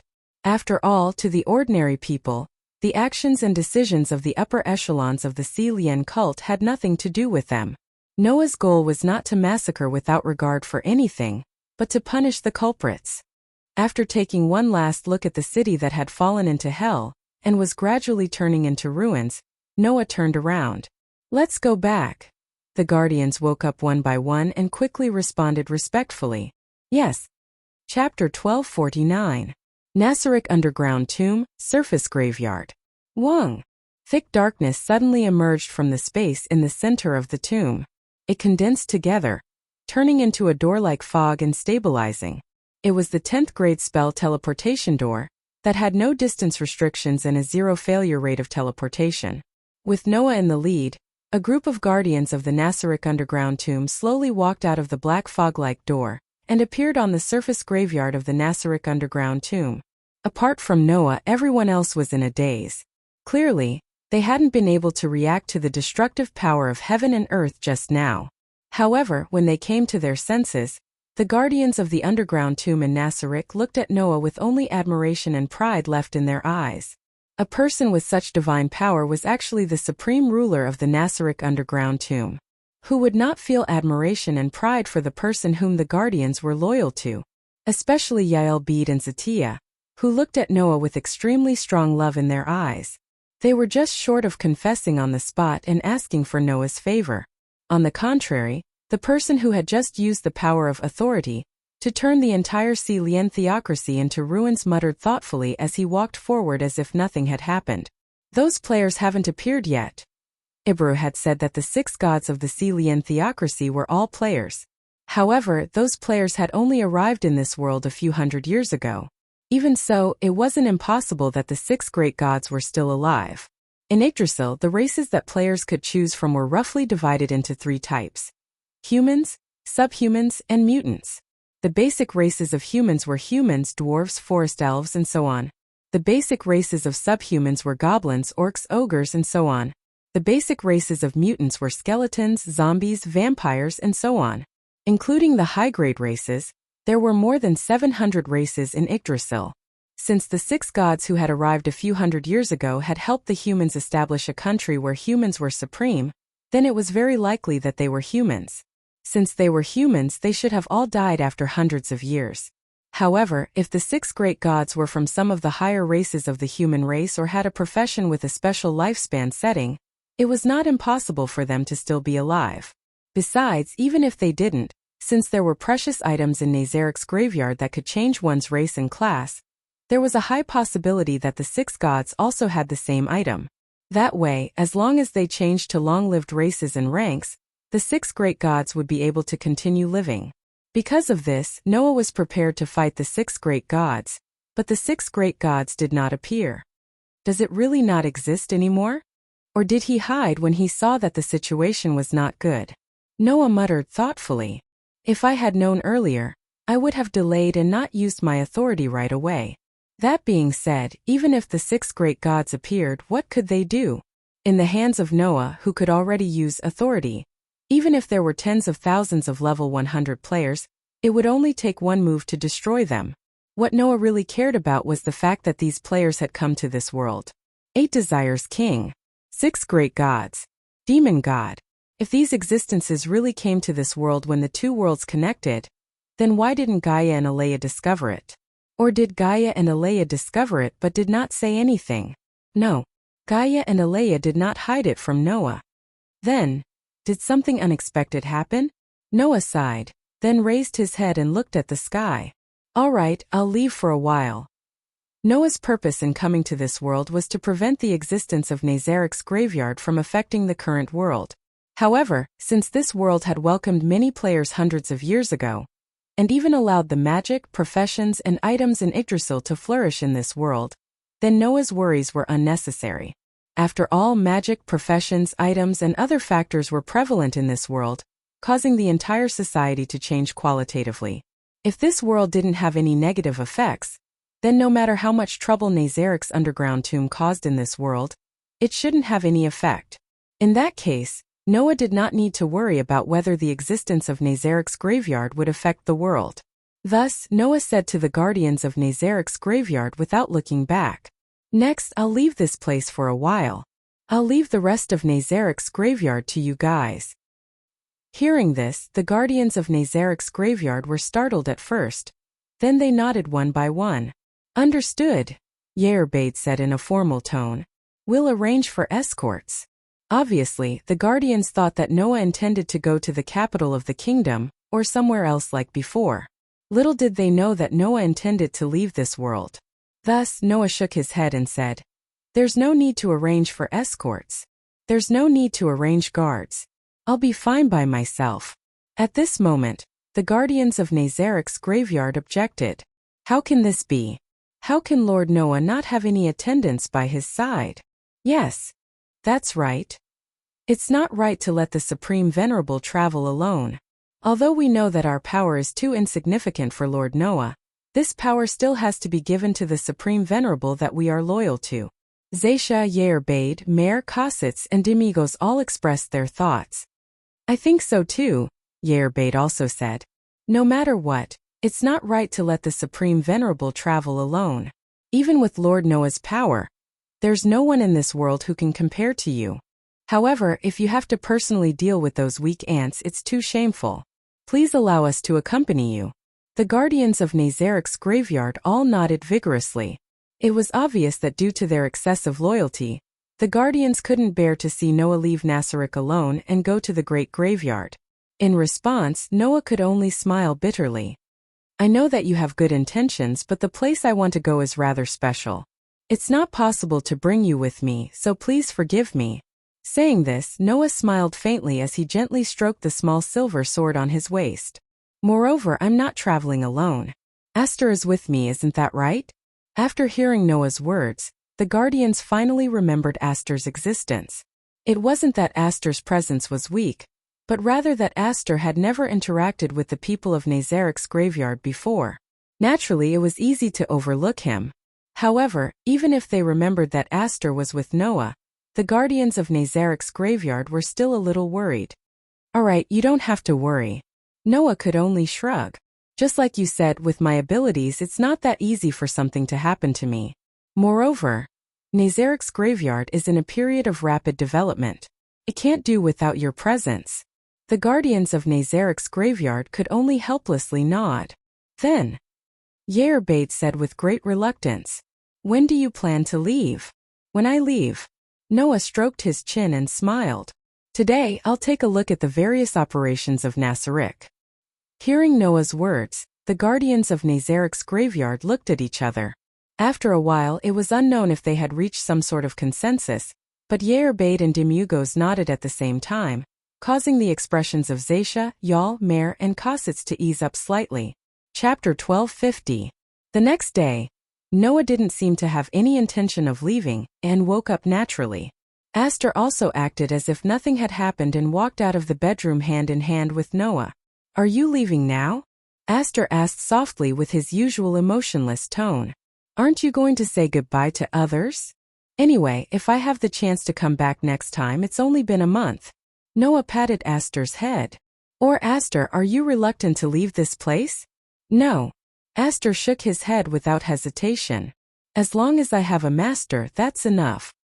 "You." Noah laughed bitterly. At this time there was a knock on the door and a voice came in. "Sorry to disturb, Lord Noah." "Yair Bate?" Noah raised his eyes and looked in the direction of the door. "Come in." As soon as he finished speaking, the door was gently opened. Outside the door, Yair Bate and Demugos appeared at the same time and walked in. Seeing Yair Bate and Demugos, Aster, who was holding Noah's hand, raised his head slightly and glanced at Noah. After Noah nodded, he immediately closed his eyes and his body flickered with a brilliant light, turning into a burst of light particles and gathering in Noah's hand. After a while, the familiar silver dagger appeared in Noah's hand and was pinned back to his waist by Noah. At this time, Noah looked at Yair Bate and Demugos. "What's wrong? Is there a problem?" Demugos chose to remain silent. Only Yair Bate took a step forward and met Noah's gaze. "Is Lord Noah preparing to leave?" "That's right." Noah blinked. "What? You're still worried?" "No, since Lord Noah has already decided, we won't say anything else." Yair Bate shook his head and said this. "However, Supreme Venerable, please at least accept this." Following Yair Abed's words, Demugos walked past Yair Abed, took out a backpack, and respectfully presented it to Noah. "This is..." Noah took the bag and frowned slightly. "Unlimited backpack?" "Unlimited backpack." As the name suggested, it was a backpack with unlimited capacity.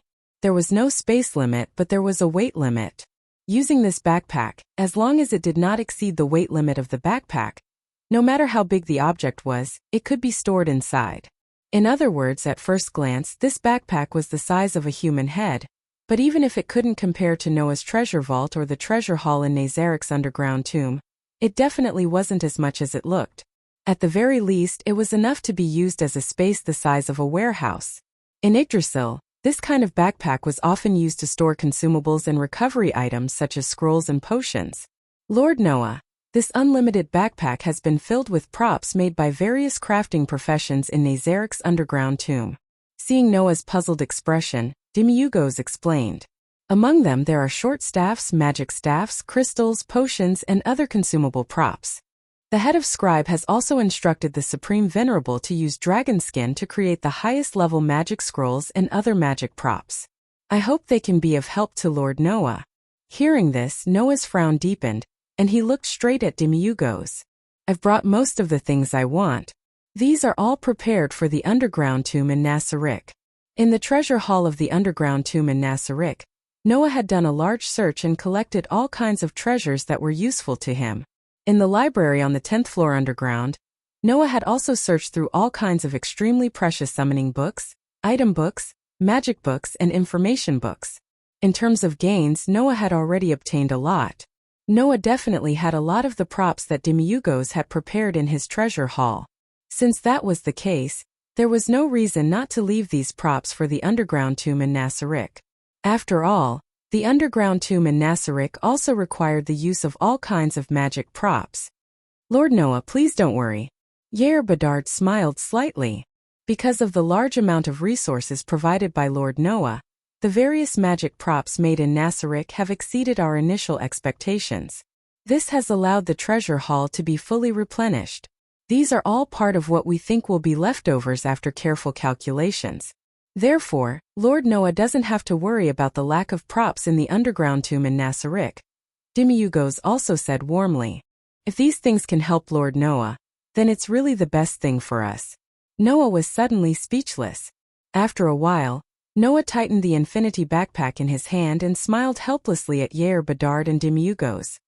If that's the case, I'll accept your kindness. Only then did Jabez and Demiugos smile. What?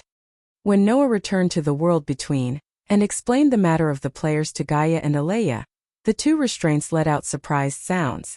That's impossible, Gaia said in surprise. At that time when we intercepted the data of that game, undoubtedly there was only one player. There were no other players. But it's impossible for Noah to lie about such things. Aleia was the first to calm down and said calmly, "It seems that the situation of the two worlds that were connected is much deeper than we thought." What situation? Noah asked in confusion. Do you have any clues about this situation? Well, I don't know if this counts as a clue, Gaia said. Little Noah, you also know about the existence of compatibility, right? According to our judgment, the compatibility of the two worlds that were connected seems to be very high. Aleia directly explained. Therefore, it's very likely that when the world between was in turmoil, the two worlds were also connected, and it seems like it happened more than once. If that was the case, then it was true. Before Noah came to the world between for the first time, many worlds had been destroyed and became broken feather-like existences. That proved that before that, there had been more than one large-scale upheaval in this between worlds, leading to the destruction of a large number of worlds. Because of the high compatibility, when the world between was in turmoil, the two worlds were also connected, which led to the players that we didn't know about being transferred to the other world. Gaia's tone was somewhat helpless. As expected, if it's not a world of one's own, even if one can obtain the help of the other world, one wouldn't be able to control the situation at any time. At the end of the day, we are only the restraining force of one world.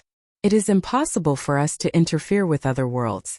If it wasn't for the fact that the two worlds didn't reject our interference and even provided us with assistance, we wouldn't have been able to stop that player, Aleia said. Originally, we were worried that the connection between the worlds would have an unnecessary effect on the existence of the world between, which was why we interfered.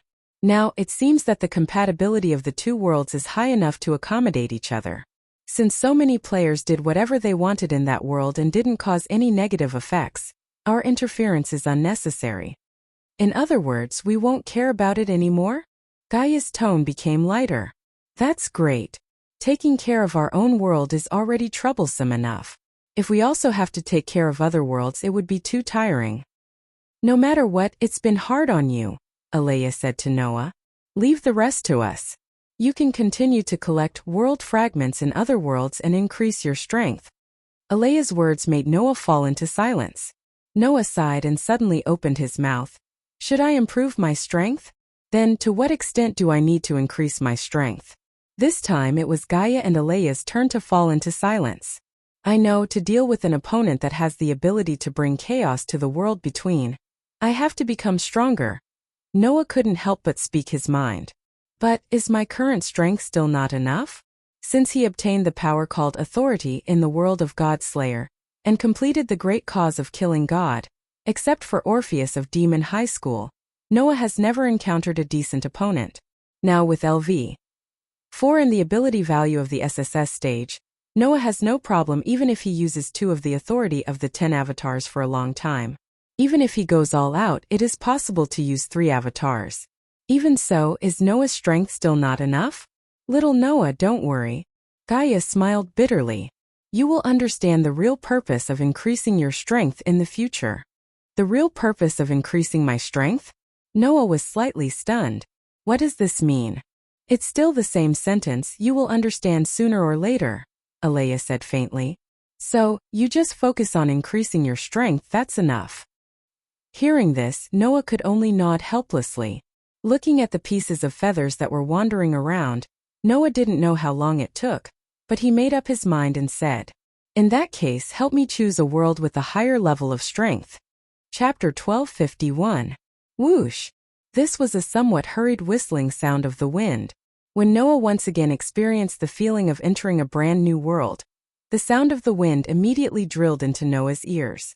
Some of the fierce wind was like a wave hitting Noah's body, causing a trace of doubt to emerge in Noah's heart, who had not yet had the time to open his eyes. Such a strong wind, could it be that I descended to the cliff?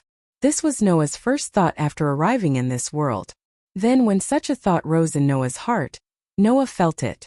He felt a sense of weightlessness. The feeling was as if the ground beneath his feet had suddenly disappeared. It was also as if he had been thrown high into the sky without any warning, causing Noah's entire body to float. The familiar feeling of weightlessness made Noah's heart surge with an ominous premonition. This feeling, could it be that I'm about to fall into the rhythm of some big bathhouse? Recalling the scene when he first arrived in the world of looking for a chance encounter in the underground city, Noah's face first turned green, and then he quickly opened his eyes. The moment he opened his eyes, Noah saw it. He saw a strange scenery that he had never seen before. In front of his sight was the horizon that spread out like a carpet. In the center of the horizon was a stunning cliff. In the middle of such a strange scenery there was a city. It was a city shrouded in a huge curtain. It felt like there were many huge tents forming a huge camp, and the city was tightly surrounded by walls. This was the first scene that Noah saw after arriving in this world. Even when traveling between different worlds, he had never seen such a strange scene. Looking at the strange city in the center of the strange scenery below, Noah finally understood his situation. There was a fierce wind whistling around. The ground looked so far away. On the contrary, the sky that should have felt so far away seemed to be within reach, and the distance was surprisingly close. Coupled with the fact that there was no feeling of being on the ground at all, it told Noah that he was in the middle of the air. Moreover, he was very high up in the air. It was a long story, but the whole process from Noah's feet losing support, to the feeling of weightlessness attacking Noah's body, to Noah opening his eyes and seeing the strange scenery in front of him, the whole process did not even take a second. So it's really like this? Therefore, Noah only had time to let out such an unbearable cry, and his whole body fell down. Oh! Wah! Almost at the same time, three voices containing completely different emotions went into Noah's ears at the same time. The emotion contained in the first voice was curiosity. The emotion in the second voice was surprise. The emotion in the third voice was calmness. The three different voices all sounded in Noah's ears, but none of them were panicked. It didn't sound like they were thrown high up in the air doing free fall, and the strong wind pressure made their skin tingle. Although there were many things that needed to be investigated, Noah still recognized it. In addition to himself, there were three other people like Noah, falling from a height of at least 4,000 meters. As a result, it was Noah himself who had the most real panic. What the hell is going on? Not to mention Noah in such a strange world, there were three other people falling from a high altitude with Noah. It was strange no matter how he thought about it. However, now was not the time to think about this. Feeling the increasingly strong wind pressure, looking at the ground getting closer and closer, Noah whispered softly, "Flight!" Worn on Noah's neck, the wing-shaped necklace with the magic effect of flight flashed a burst of light. Then, Noah's body gradually offset the weightlessness and strong wind pressure. Like a feather, he was suspended in the air. However, Noah was the only one who could fly. For some reason, the three people who fell from a high altitude with Noah were like meteorites, brushing past Noah's side and continued to fall. For a moment, Noah saw the appearance of the three people. It was a combination of one man and two women. Without much time to think, Noah controlled his body, his whole body fell, and his feet stepped on the void. Dong! Accompanied by the sound of the air vibrating, Noah's body was like an arrow leaving the bow. With the speed of a gust of wind, he quickly swept to the falling combination of one man and two women. And when he swept to the side of the three people, Noah immediately stretched out his hands and hugged the two girls, one in each hand, to stop the falling trend. As for the remaining young man, he could only heavily fall into a lake on the ground under Noah's gaze. Pung! A huge splash followed the fall of a person from a high altitude and exploded. The two girls who were held in Noah's arms and avoided the fate of falling into the lake tilted their heads. They didn't understand the current situation, and even the reason why they could now float in the air was confused. Looking at the big splash and the two girls in his arms who tilted their heads with a puzzled face, but didn't panic and scream like ordinary people who fell from a high altitude, Noah raised his head, looked at the clear sky and sighed. What kind of godly development is this? A minute later on the shore of the lake, 4 people landed on the turf one after another. To be more precise, it should be said that Noah fell from the sky with a girl in each hand and landed lightly on the ground. And the unfortunate young man who fell into the lake climbed out of the lake and sat on the turf with his body wet. Until then, Noah saw the full appearance of the 3 people who fell from midair with him. The unfortunate one who fell into the lake was a young man who wore a student uniform from an unknown school. He had light blonde hair and wore a pair of headphones on his head. He seemed to be 17 or 18 years old. The one who was held in Noah's arms was a young lady who had beautiful black waist-length hair, with a crimson bow-style hairband tied on both sides of her hair. She exuded a noble temperament. The remaining one who also avoided the fate of falling into the lake because of Noah was a young lady with short flaxen hair that reached her shoulders. Rather than saying that she was petite, it was better to say that she was simply slender. She wore a shirt-style windbreaker and shorts, looking very quiet, and was holding a cat in her hand. Undoubtedly, until just now, the group had just fallen from a height of more than 4,000 meters. However, among the 4 people present, even excluding Noah, the other 3 people didn't feel surprised at all. Instead, they were quite calm. Even the young lady who looked like a young lady had the time to thank Noah. Although I'm dissatisfied with the behavior of hugging a lady for the first time, but for the sake of being saved, I still thank you. Her voice was very light and pleasant, but there was a pride that others couldn't ignore. The other young lady also thanked Noah softly. Thank you. The young lady's voice was very calm, so calm that it made people feel a little cold. As for the remaining young man in uniform and headphones, he was wringing the water on his clothes while glancing at Noah with an unruly smile on his face. We all fell from a high altitude, and only 2 people could be saved out of the 3. One of them was a man, and the other 2 were women. In the end, you didn't hesitate to choose to save 2 women? You're quite capable, aren't you? The corners of Noah's mouth twitched slightly. Noah just casually saved the 2 people who were closer to him. He didn't deliberately only save the women and ignore the men. His gaze swept across the young man with an unruly smile, the young lady with a noble temperament, and the quiet young lady with a cat in her arms. Noah raised his head and looked at the sky again. After a long while, he let out a deep sigh. Why do I feel like there will be more disasters? Chapter 1252. In the faint sound of breaking through the air, Noah flew into the sky again. With the advantage of being at a high altitude, he looked around. Perhaps because of the height, the horizon that he saw from above 4,000 meters was no longer visible. He couldn't even see the curtain in the strange city. All Noah could see was a high wall in front of him. It was surrounded by a dense forest. At this time, Noah was above a lake in the forest. Although he didn't know where the forest was, being able to find the location of the city so easily made Noah feel a little relieved. Noah, who was observing the terrain, didn't notice anything. On the ground, the young man in a student uniform looked at Noah with interest after wringing out the water on his body. He smiled at Noah and said, "Don't worry, Noah. Hey, little brother over there, you seem to have an interesting power." Not only the young man, but the other 2 girls also looked at Noah with interest. "It can really fly?" The young lady clicked her tongue in wonder. "I thought he used some kind of camouflage. So powerful." The quiet girl was also a little surprised. "He's just like a bird." In the air, Noah, who clearly heard the words of the 3 people below, withdrew his gaze from the surroundings and looked down. He looked at the man and 2 women who fell from the sky with him and observed him with interest. He couldn't help but smile bitterly. "That's true, but you're just interested. You're not surprised at all, right? Wasn't that right? If it was an ordinary person who fell from a height of more than 4,000 meters, how could they be so calm?" However, the 3 people here all looked as if nothing had happened. They didn't look like they had just fallen from a high altitude. To put it nicely, it was because he was skilled and daring. To put it bluntly, they were careless. If possible, Noah hoped it was the former. At least he wouldn't get into trouble. Is there anything more surprising than being suddenly thrown into a high altitude? The young man with headphones just curled his lips and put his hand in his uniform pocket. Well, let me ask. Don't tell me that you suddenly appeared here because you received a strange letter?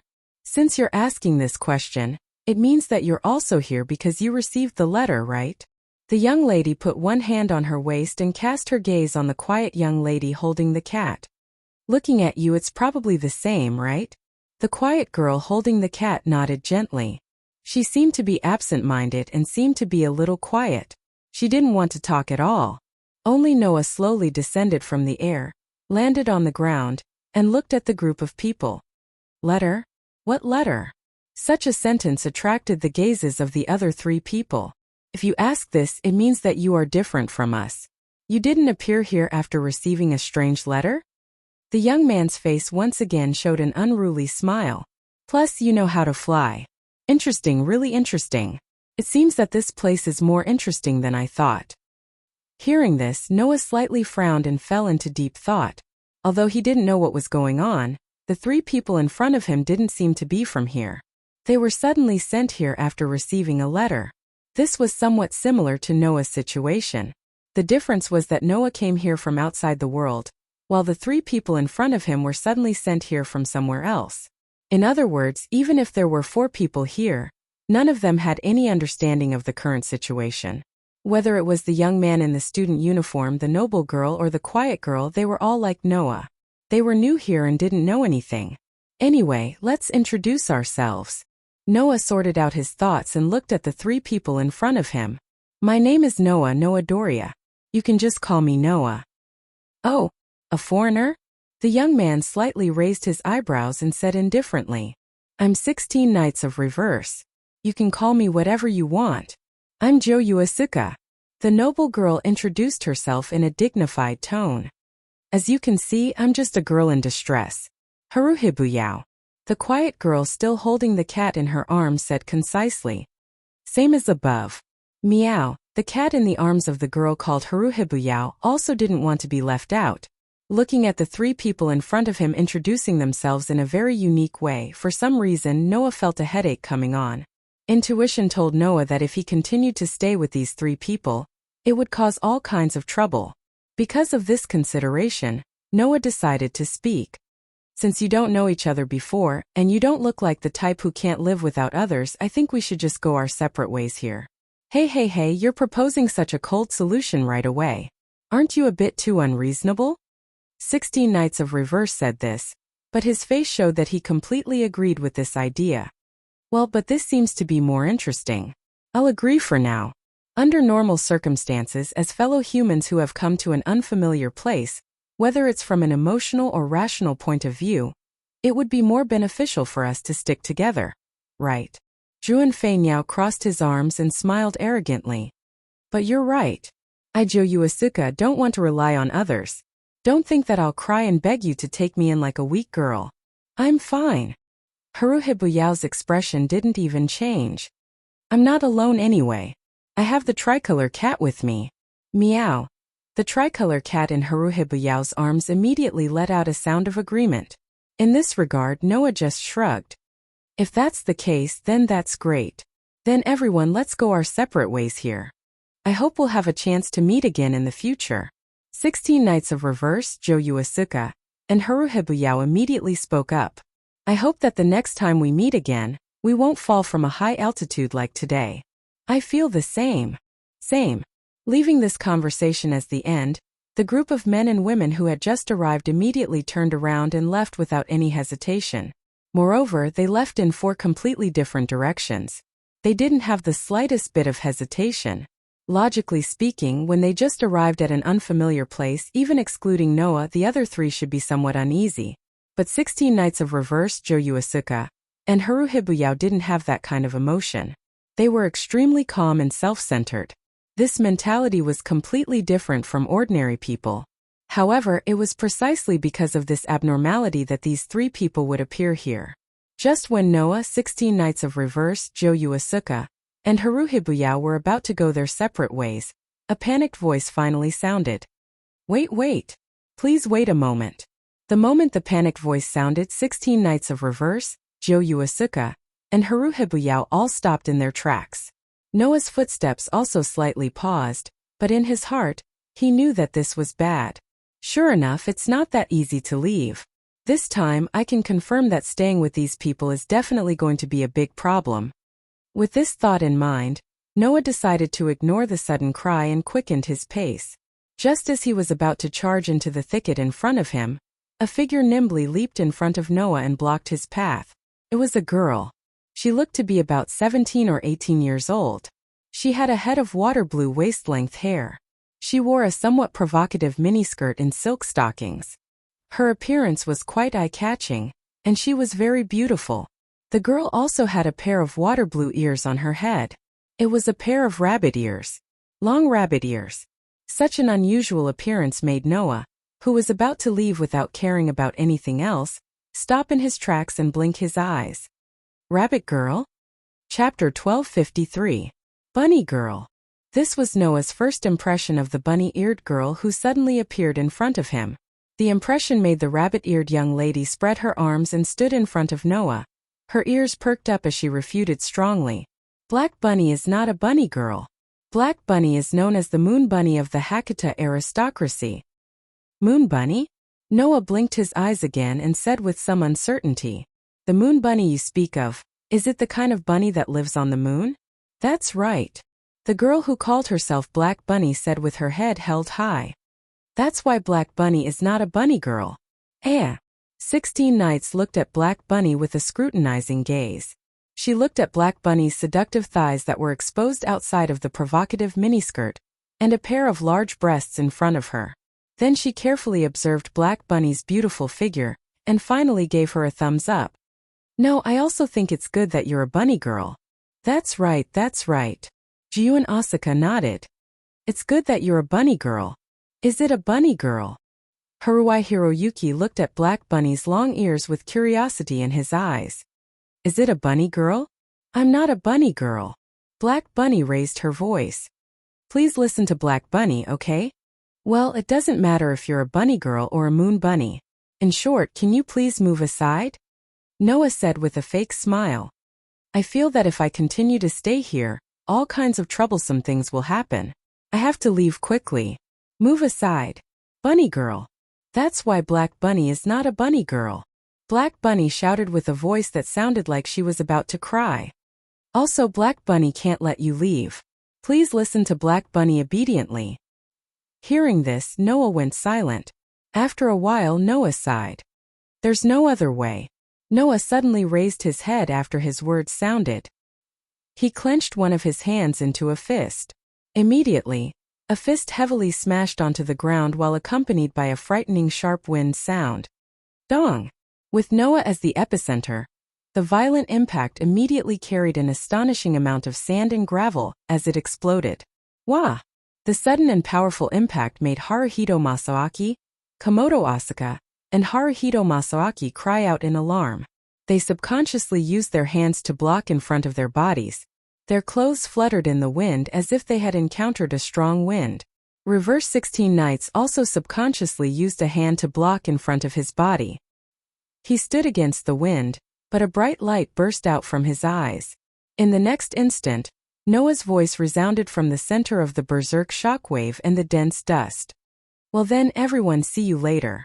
Leaving behind these words at the top of the thick sand and dust, a figure rushed into the sky as if it was about to break through the horizon. It fled in the opposite direction of everyone present. Cough, cough, cough, cough. Jiun Flying Bird coughed in the thick sand and let out a somewhat angry cry.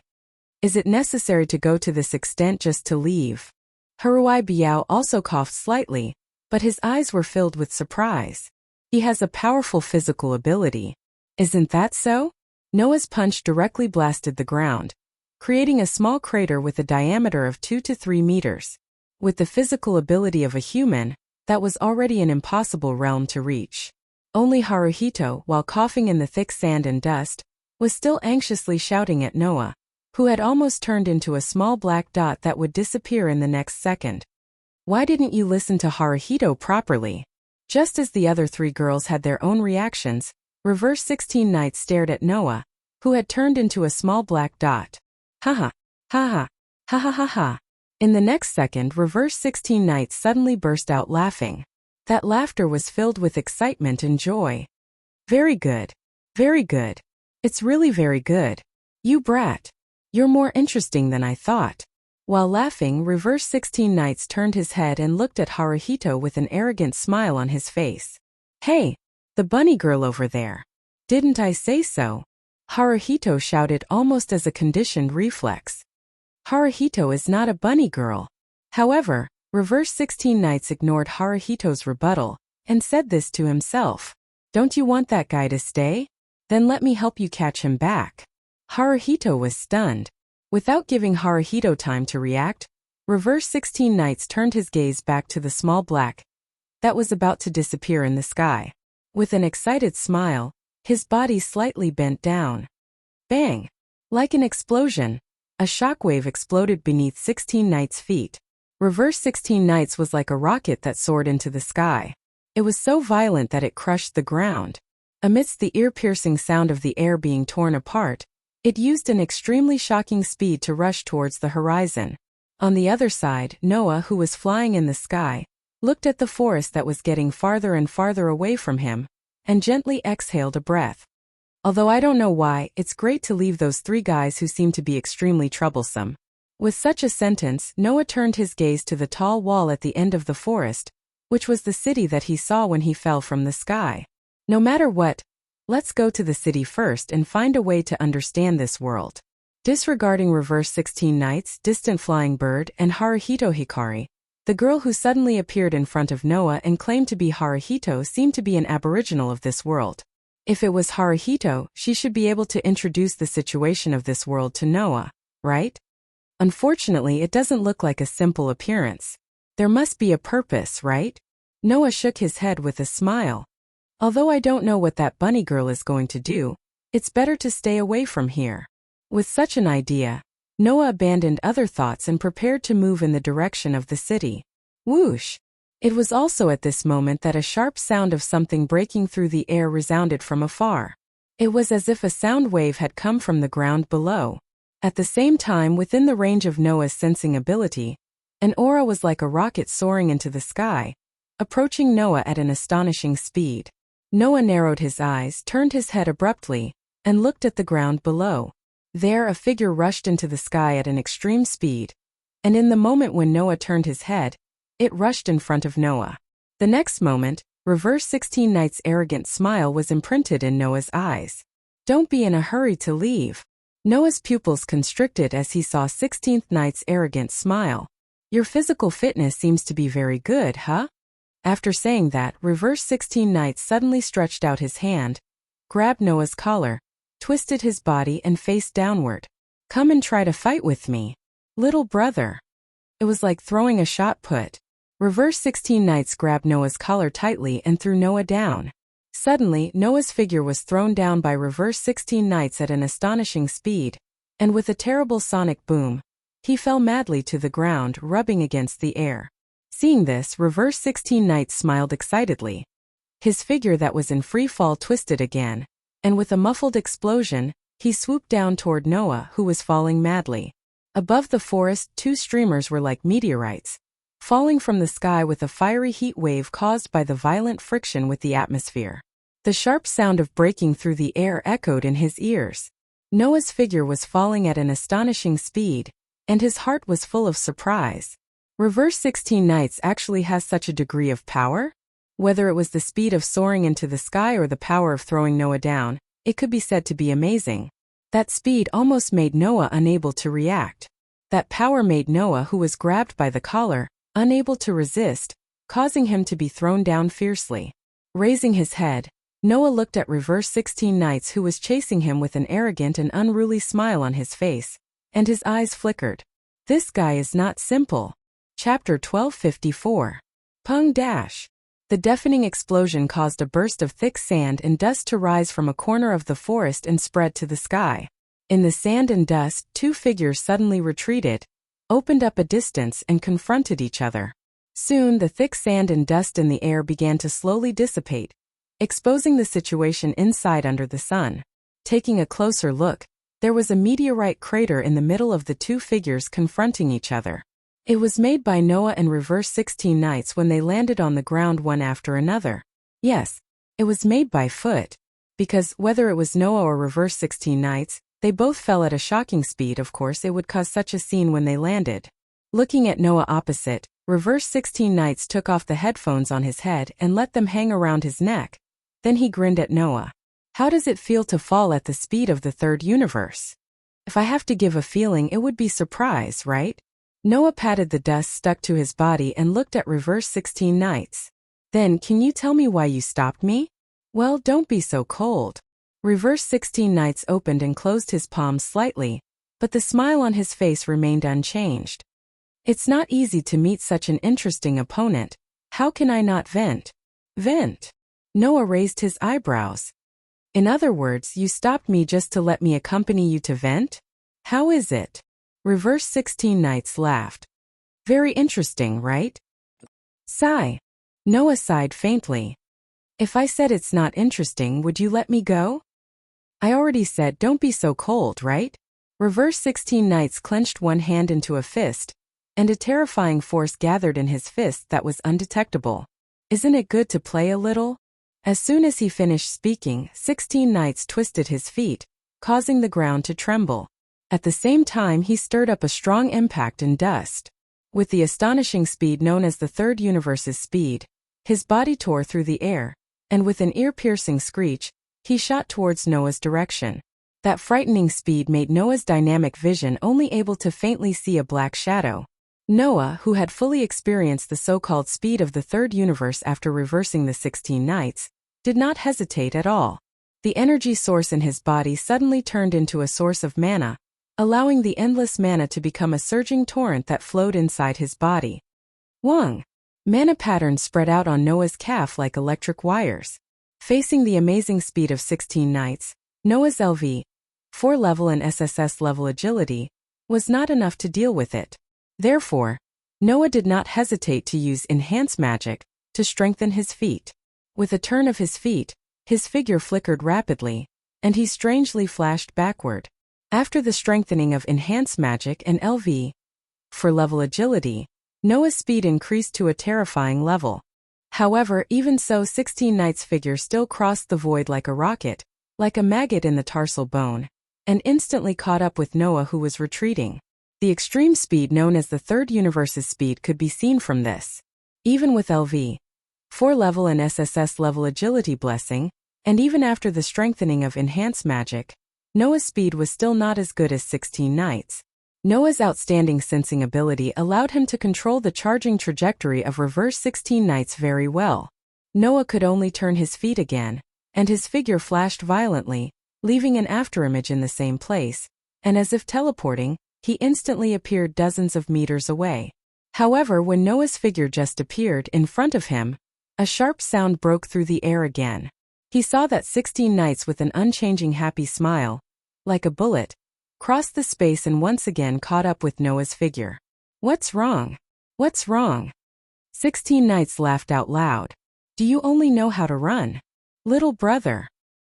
Hearing this, Noah's eyes narrowed, and there was a little anger in his heart.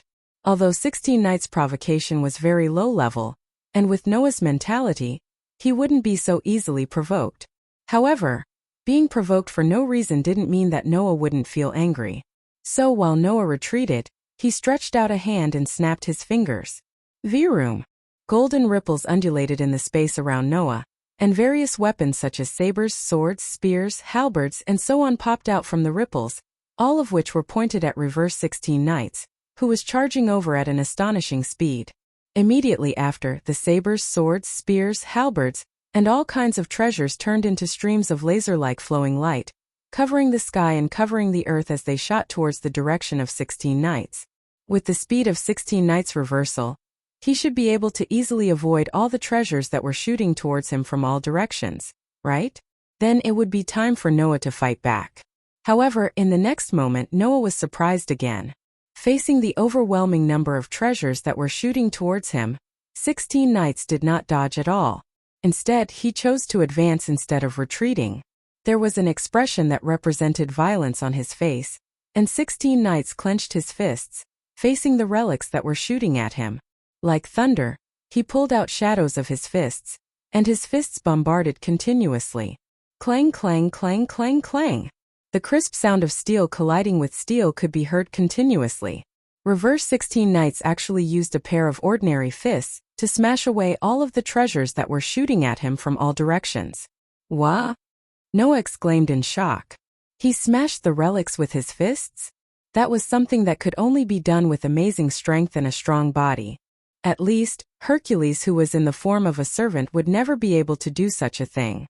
Even if it was Noah, even with the LV.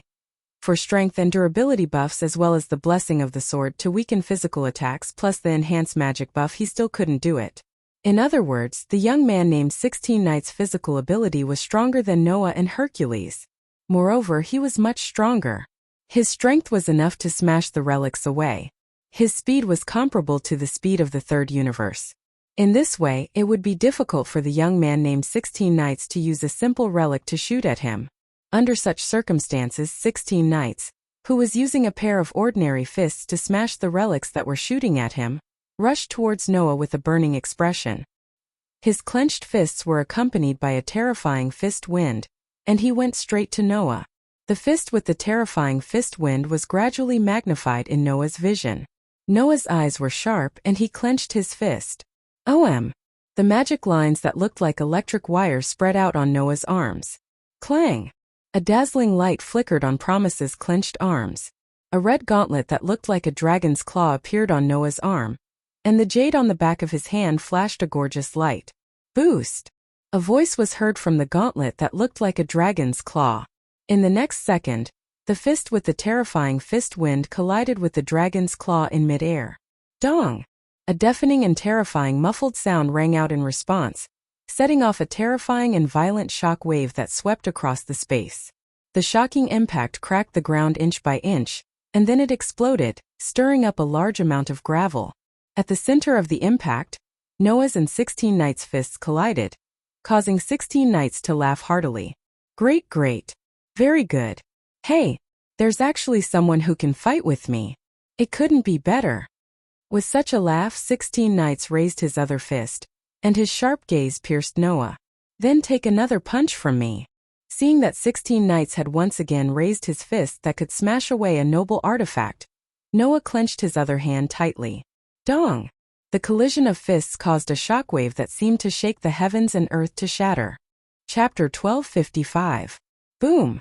Amidst the deafening roar, the terrible impact swept out like a storm, causing the surrounding trees to fall down radially. They smashed heavily on the ground, raising bursts of sand and dust. However, just as the sand and dust rose up, it was suddenly blown away by the storm-like impact that swept around. Immediately afterward, in the center of the impact, two figures flew out respectively, bringing with them a harsh sound of breaking the air. Noah firmly planted his feet on the ground, but his figure still couldn't stop retreating, leaving a long gully under his plowing. It was not until he reached a distance of hundreds of meters that he gradually stopped. However, in the next moment, Noah's expression suddenly changed, and his figure suddenly retreated to the side without any warning. Swish! A figure suddenly appeared in front of Noah at almost the same instant his body retreated. A punch was thrown, and it violently smashed into the ground where Noah was standing earlier. Boom! The amazing impact exploded on the ground in an instant, stirring up gravel all over the sky and shooting toward the surroundings. Boom, boom, boom, boom. Noah, who was still retreating, threw out heavy punches again and again, shattering all the gravel. At the same time, the figure with amazing speed once again flashed in front of Noah. The fist brought with it a fierce fist wind, slamming toward Noah's chest. Seeing that Reverse 16 Knights was pursuing him relentlessly, Noah's eyes turned cold, and he stopped retreating. This time Noah didn't dodge at all. Taking advantage of the moment when Reverse 16 Knights punched, he also turned around and kicked out fiercely. Boom! Amidst a neat series of muffled sounds, the punches and kicks that contained a terrifying force finally landed on the bodies of the two parties who launched the attack. Suddenly, Noah and Reverse 16 Knights both let out a muffled groan. Their whole body bounced like a ball and heavily smashed on the ground, causing the ground to tremble. Once again, 2 more craters appeared. Lying in the crater, Noah clutched his stuffy chest and clenched his hand that was covered by the Red Dragon Emperor's boosted gear. Using the power of the Red Dragon Emperor's boosted gear to LV4 and the all-around value to the SSS stage, and after the strengthening of the strengthening magic, my physical ability has been multiplied. Even after taking a punch from that guy, it still hurts so much? Even if this level of power was not comparable to a Conarolia, it was still much stronger than the opponents that Noah had encountered before. And a person with this level of power, a student who looked only 17 or 18 years old. What kind of person was this 16 Knights reversal? Cough cough cough? On the other side, reverse 16 Knights also clutched his painful chest, spat out a mouthful of blood, and struggled to get up from the crater-like crater. It hurts, it really hurts. How long has it been since I was in such pain? I forgot, damn it. Separated by a considerable distance, the 2 people who stood up from the crater at the same time looked at each other, and a strong fighting spirit appeared in their eyes at the same time. Whether it was Noah or reverse 16 Knights, they were the kind of people who had not met an opponent for a long time because of their powerful strength. Noah was still okay, at least he had a fight with Orpheus, who was known as the Infinite Dragon God. He also didn't use his authority, but he used his full strength when fighting the Black Dragon Aconarolia in the Tacit Revelation. However, going back to 16th Night, there were only a few ordinary humans in the place where she originally lived. In that kind of world, reverse 16 Knights was simply invincible in the true sense, and there was no opponent who could fight with all his strength. It was because of this that reverse 16 Knights was so excited after seeing Noah's strength. At that moment, Noah and reverse 16 Knights both showed a smile full of fighting spirit, and said a sentence at the same time. Sure enough, choosing to come here was the right choice. Noah asked Gaia and Alea to help him choose a world with a higher level of power, so that he could get a qualified opponent. Although Noah could enter a state of self-enhancement because his authority had once been fused with the power called limit, the characteristics of the Godslayer meant that he could become stronger faster in battle. As for reverse 16 Knights, he longed to have an opponent. With too much power, no matter what he did, he could easily solve it. That kind of day without any excitement was simply torture for the 16 Knights of retrospection. In view of this, Noah and reverse 16 Knights both felt their blood boil because of the excitement in their hearts. Bang! At a certain moment, the 2 of them stomped on the ground at the same time, causing the ground to burst open. Riding the wind, they rushed towards each other. The first to make a move was reverse 16 Knights. Reversing 16 Knights was still the same as before. His ordinary fist blasted out with earth-shattering momentum, smashing in Noah's direction like a bolt of lightning. Noah clenched his hand that was equipped with the Red Dragon Emperor's boosted gear, and stared at the lightning-like fist. At the critical moment, he suddenly leaned to the side, causing the powerful fist to brush past his shoulder and land in the air. Then Noah also threw out a punch, landing on reverse 16 Knight's body. Bang! A low and deep sound rang out, causing the ground to be split open by the strong wind. Reverse 16 Knights shot out like a cannonball. Along the way, he directly smashed dozens of boulders and countless trees. Then he stabilized his body. With one hand on the ground, he knelt on one knee and landed on the ground. However, before 16 Knights could catch his breath, an ear-piercing sound of something breaking through the wind suddenly rang out. Reverse 16 Knights' face immediately changed. Without thinking, his body bounced and retreated like a crouching leopard. At this moment, Noah, who had turned into an afterimage, brought along a shocking gust of wind and power as he fiercely charged in the direction of reverse 16 Knights. Bang! Noah's body suddenly slammed into reverse 16 Knights' body, causing a deep muffled sound to resound in the field. Reverse 16 Knights only felt that his whole body was impacted by a terrifying force, causing half of his body to become numb. But even so, reverse 16 Knights still swallowed the muffled groan that rose up his throat and shouted, "Don't be so arrogant." Completely ignoring the numbness in his body, reverse 16 Knights forcefully twisted his body, and with a quick spin, his knee slammed heavily into Noah's abdomen. Bang!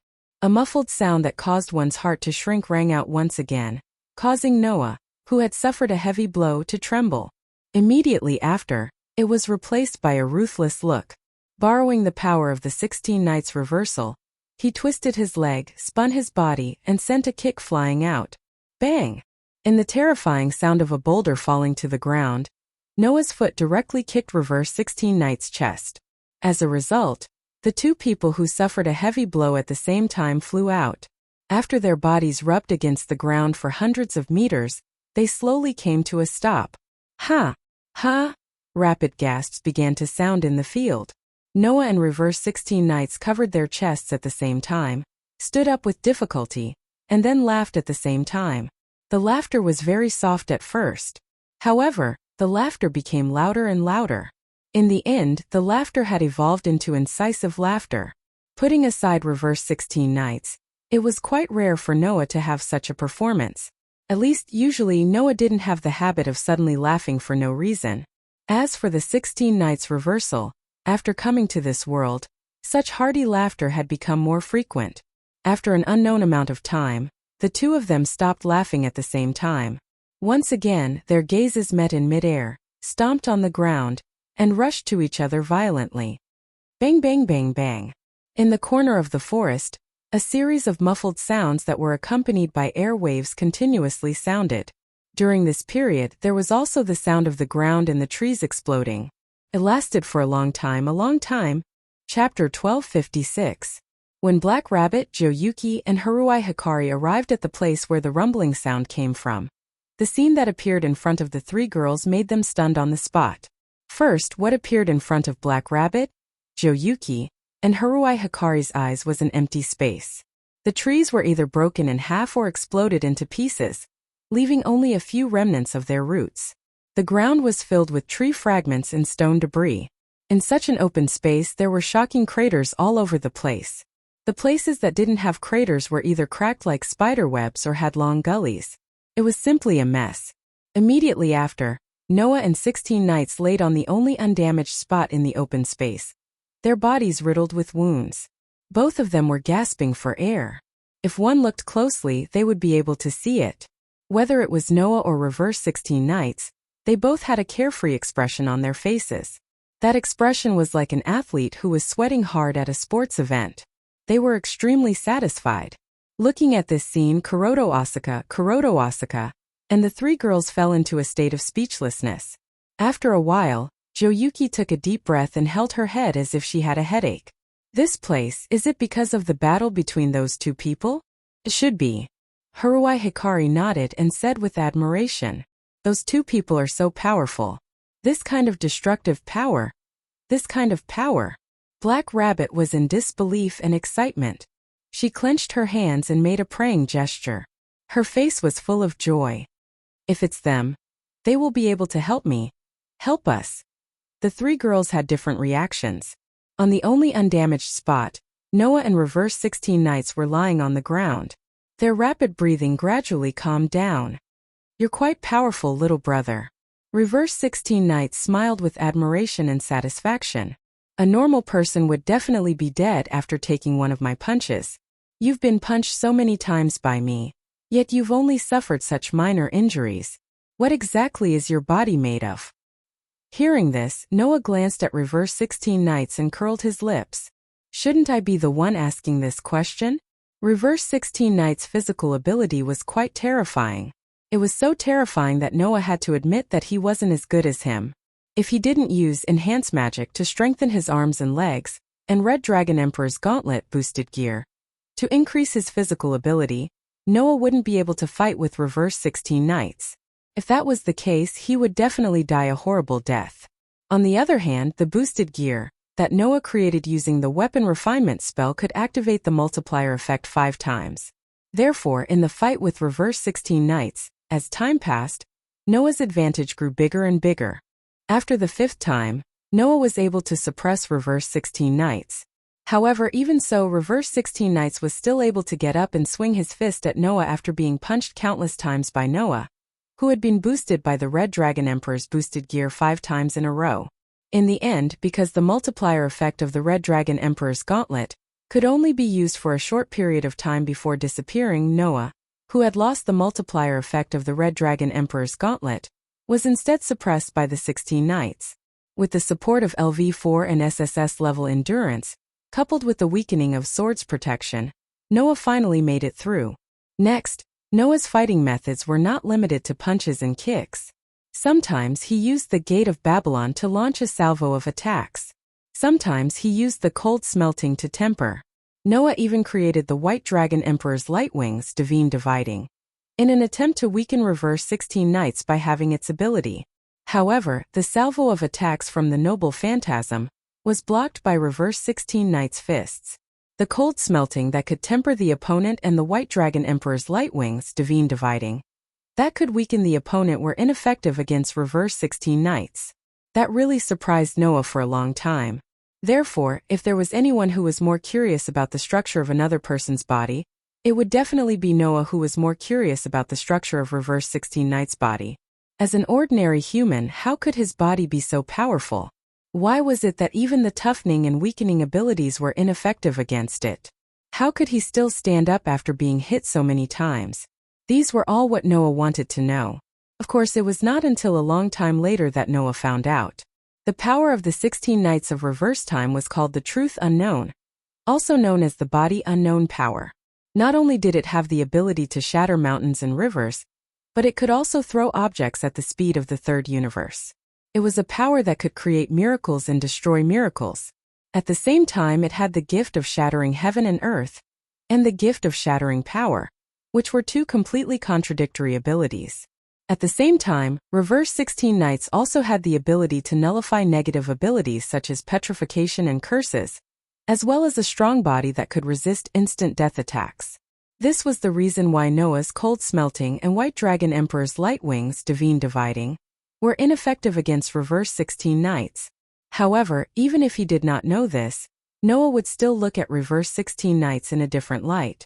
In this battle, although Noah used the Noble Phantasm to launch a salvo of attacks against reverse 16 Knights, he did not use any of his true name release, nor did he use Aster. Noah could not do anything against reverse 16 Knights while keeping these powers. It was obvious how strong reverse 16 Knights' power was. However, even if he used these methods, Noah did not think that he could easily defeat reverse 16 Knights. This was because Noah had held back, and reverse 16 Knights could also hold back. Therefore, unless a month had passed, Noah could release the power called authority, without any restrictions. Otherwise, without using authority, Noah really did not have the confidence to win against reverse 16 Knights.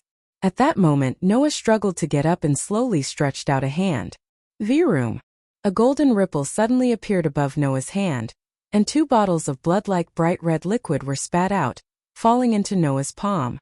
Noah directly opened the cap of one of the bottles of potion, and while drinking the bright red liquid, he threw the other bottle to reverse 16 Knights. Drink.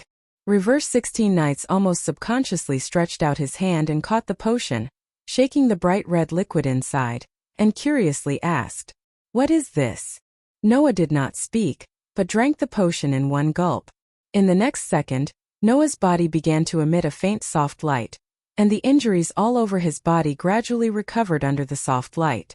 Reverse 16 Knights suddenly raised his eyebrows, looked at the potion in his hand with interest, then suddenly smiled, opened the cap, and directly drank the potion in the bottle. Immediately, reverse 16 Knights' body also emitted a faint soft light, and his injuries gradually recovered. It didn't take long for the injuries on their bodies to completely disappear. Kurorobi, Kiyoshi, and Haruhibuyaichi all let out a surprised voice. "What kind of potion is this?" Kiyoshi could not hide her curiosity and asked. "It's actually so magical." Haruhibuyaichi, with the tricolored cat on his head, also nodded. Only the black rabbit said thoughtfully as it looked at the 2 completely empty potion bottles. "It should be some kind of healing gift, right?" "Gift?" Noah immediately looked at Kurorobi. "What is the gift?" "That will be explained to you later." Kurorobi showed a cute smile. "Before that, let me first express my welcome to you." Saying such a sentence, Kurorobi wanted to embrace the whole world, and opened his hands wide. Welcome to the world of Hakata. Chapter 1257. Box Court. With Noah as the leader, 16 Knights Retroactive, Jo Yuao, and Kasuga Hibakusha were all slightly startled as they looked at each other. Obviously, no one knew what the box court that the Black Rabbit was talking about was. Everyone should be able to see the city over there, right? Black Rabbit seemed to have seen through everyone's thoughts as he pointed at the city with the curtains and huge walls. That is Box Court. Noah and the rest immediately turned their heads and looked at the city called Box Court. At the same time, Black Rabbit began to explain in a lively and cheerful manner. Although I don't need to say it, everyone should understand that you are not ordinary humans. Black Rabbit raised a finger. You all have a very special power in your body. Although this power is different and even comes from different systems, no matter what kind of power it is, it comes from all kinds of asuras, Buddhas, demons, fairies, and stars. We call this power that is bestowed by all kinds of asuras, Buddhas, demons, fairies, and even stars. Black Rabbit leaned forward and closed one of his eyes as he said in an extremely cute manner. It is precisely because all of you possess this power called grace that the Black Rabbit has sent all of you an invitation letter, inviting all of you to come to this world and play the game with us. Black Rabbit's words made the group of people present raise their brows one after another. That means... Zhou Yuao looked at Black Rabbit. The person who sent us the letter and sent us to this world is you? Yes. Black Rabbit nimbly took a small step back as if he was a real rabbit. You are all humans from different worlds.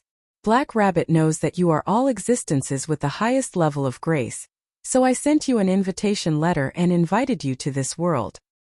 Different worlds? Kiyoshi Asuka and Haruai Buyao looked at each other with strange expressions on their faces. That? Kasuga Hibakusha raised his hand and asked. That means, other than the world that we know and exist in, there are actually many other worlds? Yes. Black Rabbit gave an affirmative answer. Everyone, just think of it as a parallel world. As long as you know that you all come from different worlds, that's enough. Parallel world? Noah murmured, then shrugged and said to Black Rabbit helplessly. Then, Miss Black Rabbit, how many invitations did you send out? Black Rabbit sent out a total of 3 invitations. Black Rabbit's cheerful tone suddenly weakened as she glanced at Noah, 16 Nights Retroactive, Zhou Yuao, and Kasuga Hibakusha. Black Rabbit doesn't understand why 4 people were summoned to this box court. As soon as he said that, 16 Nights Retrograde, Jiu and Flying Bird, and Haruai Biao all looked at Noah.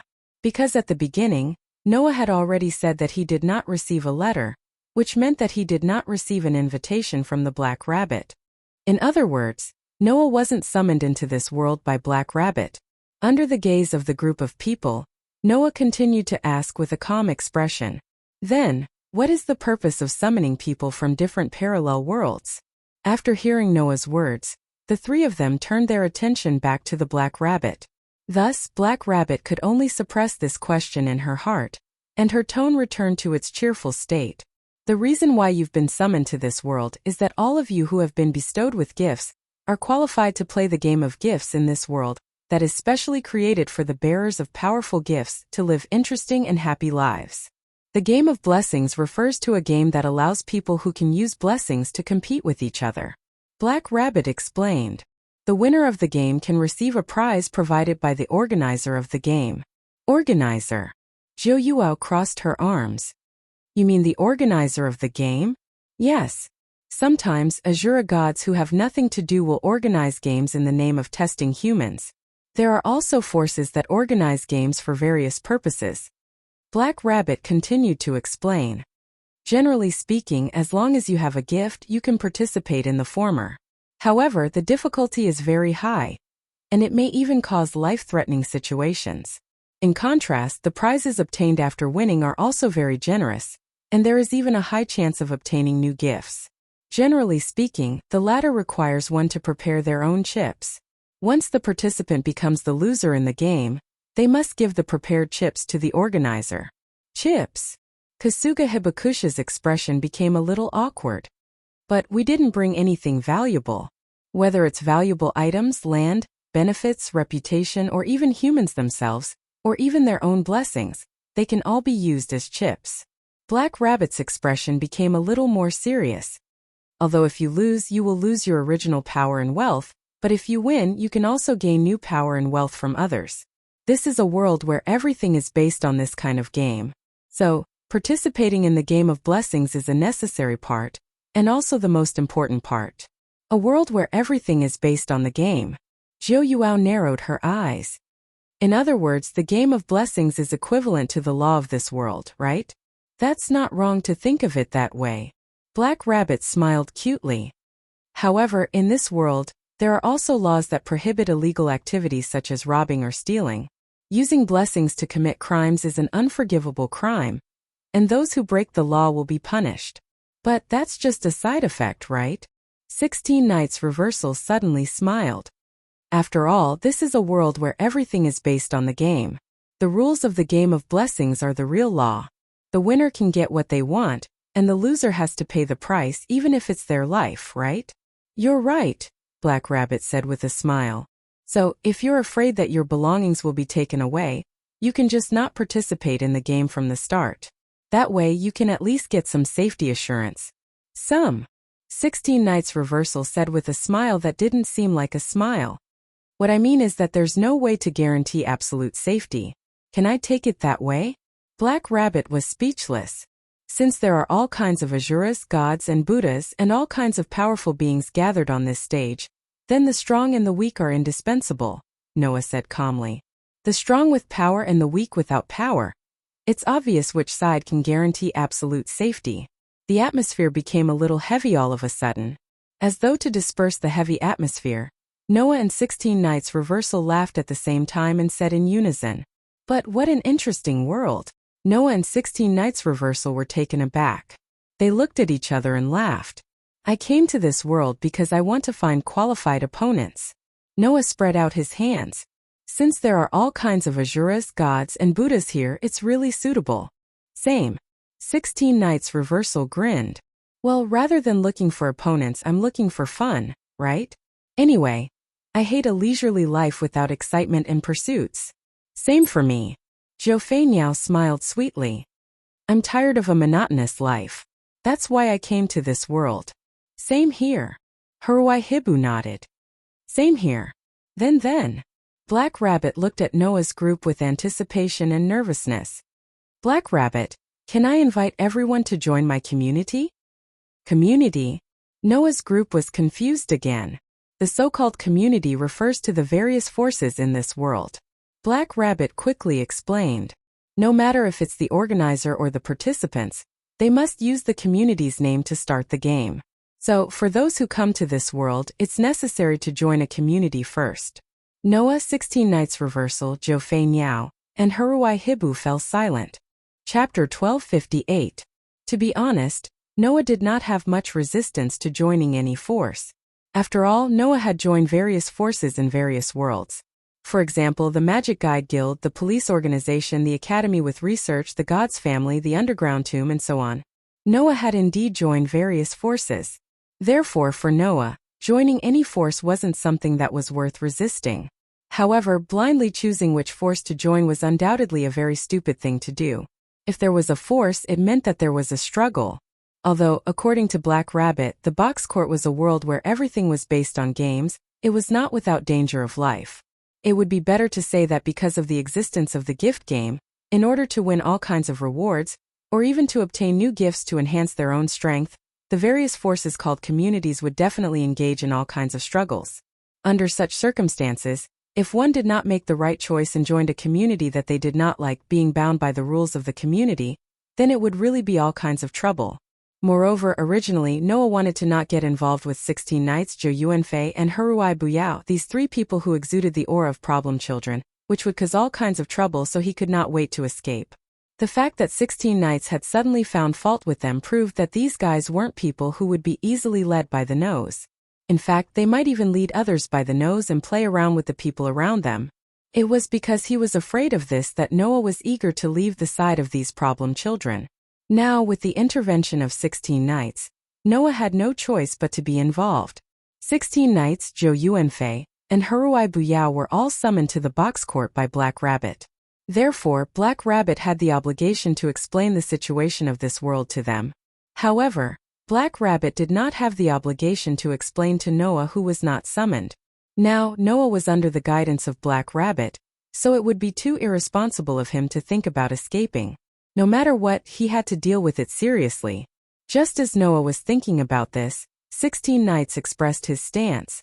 As for me, if this little brother joins, then I'll join as well, 16 Knights said arrogantly as he pointed at Noah.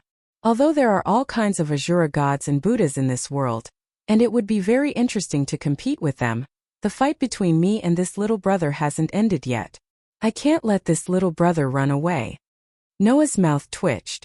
Since it was to determine the victor, then they shouldn't stay in the same community, right? If they became companions, then wouldn't there be no way to seriously determine the victor? If it's me, I don't mind joining. Zhou Yufei glanced at Noah and said.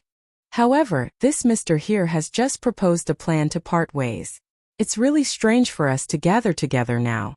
But if we just listen to the plan to part ways like this, I feel like I'm being led by the nose. So, if this Mr. here wants to join, then I'll join as well. Noah opened his mouth wide in shock. Because he didn't want to listen to someone else's plan, he decided to follow the person who suggested it? What kind of logic was this? If it's me, I can join as well. Huruai Buyao's gaze swept across Black Rabbit, 16 Knights and Zhou Yufei and finally landed on Noah. But, if they want to join with you, then I'll join as well. Noah almost vomited blood. Just because of this? Did he have to be so casual? As expected, no matter who it was, they were all troublesome children. However, this meant that Noah would represent everyone present to make the decision. Once Noah agreed to join Black Rabbit's community, then the four of them would all join together. Once Noah didn't agree to join Black Rabbit's community, then the four of them would all leave together. Inexplicably, the decision fell into Noah's hands. Thus, Black Rabbit looked at Noah with a pitiful gaze. Seeing this, Noah could only smile bitterly and look into Black Rabbit's eyes.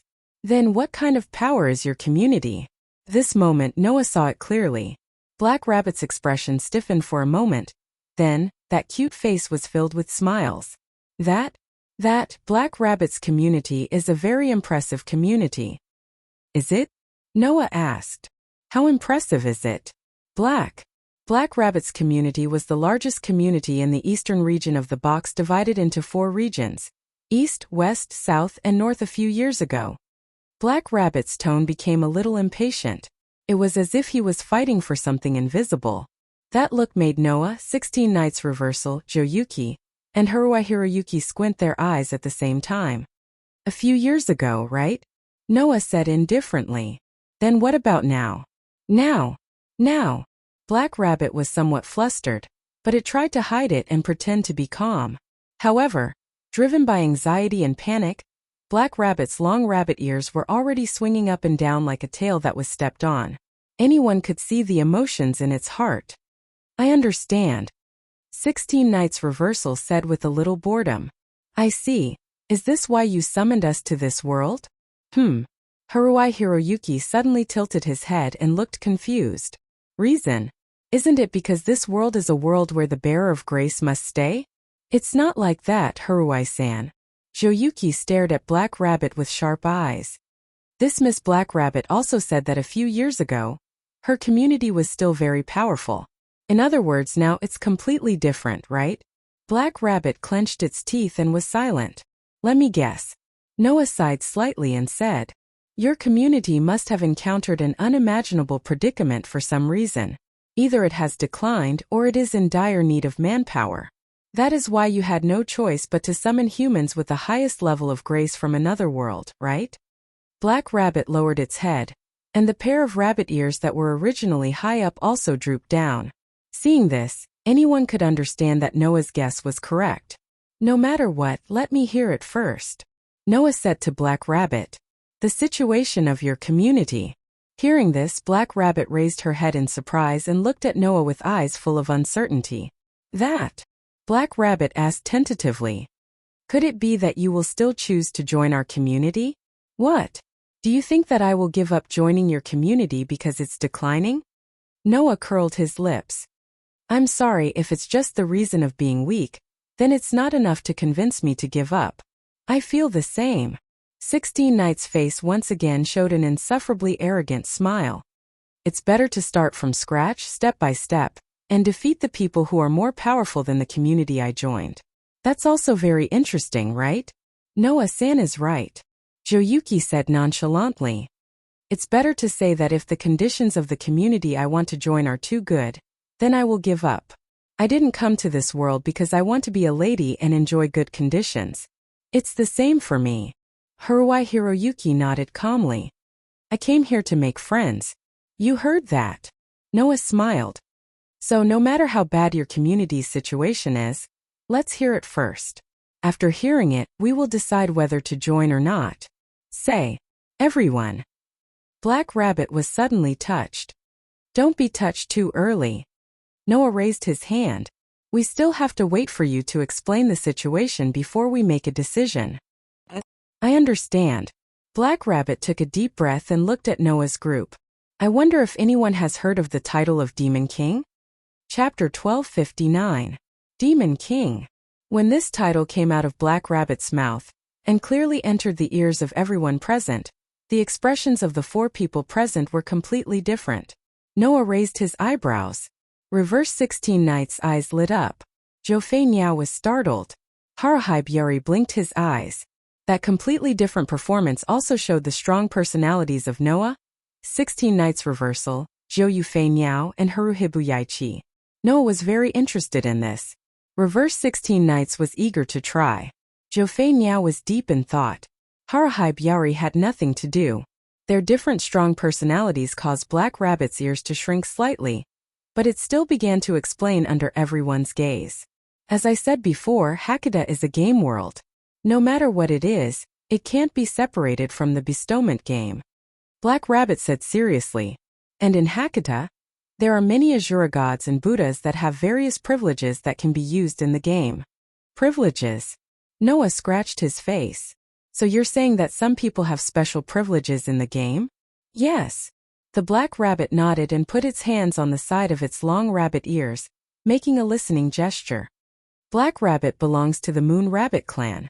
They have special privileges and are called the Hakata aristocrats. They belong to a god called Sakura. Black Rabbit's special privilege is called the Judgment Privilege. It's a privilege that only Moon Rabbits have. This privilege allows Black Rabbit to act as a judge in the bestowment game. His ears and eyes are connected to the center of Hakata. No matter where he is, he can know the entire process of the game, making it impossible for both the participants and the organizer to violate the rules. Judgment Privilege. Reverse 16 Knights smiled excitedly. Then, does the Demon King also have special privileges in the game? Yes. Black Rabbit's tone became slightly lower. There's a type of authority called the Organizer Authority. It's the authority that allows the holder to play a role in the game as the organizer. Its role is to force others to participate in the game. It can completely ignore the wishes of the participants and make the participants unable to refuse to participate in the game. Ignoring the wishes of the participants and forcing them to participate. Zhou Niao was shocked. So overbearing? The existence of the organizer's authority was originally to allow the organizer to formulate more complete rules of the game, so that participants with bad intentions would not be able to interfere with the game through illegal actions. Black Rabbit shook its head. However, some of the people who hold this authority willfully abuse this authority and wantonly force others to participate in the game. The Black Rabbit raised its head and looked straight at Noah's group.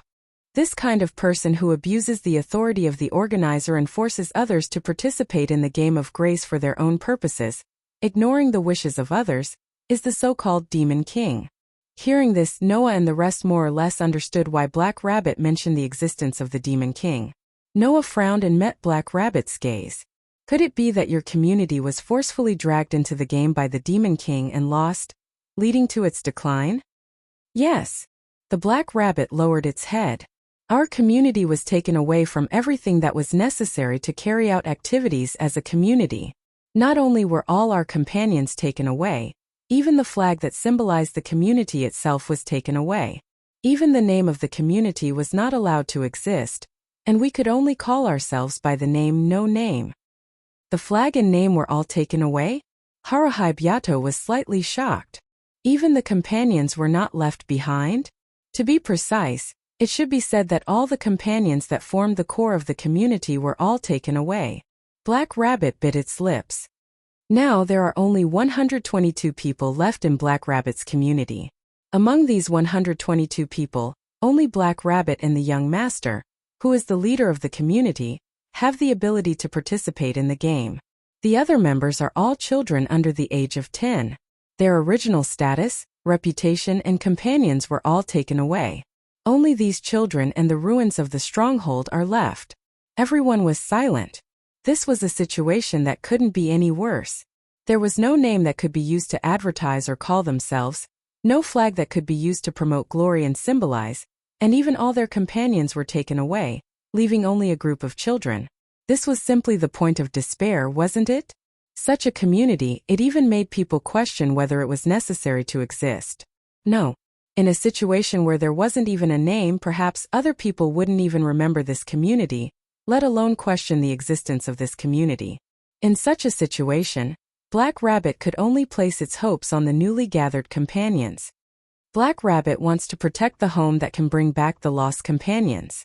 Black Rabbit's expression was as if it wanted to shout from the bottom of its heart as it spoke to Noah's group.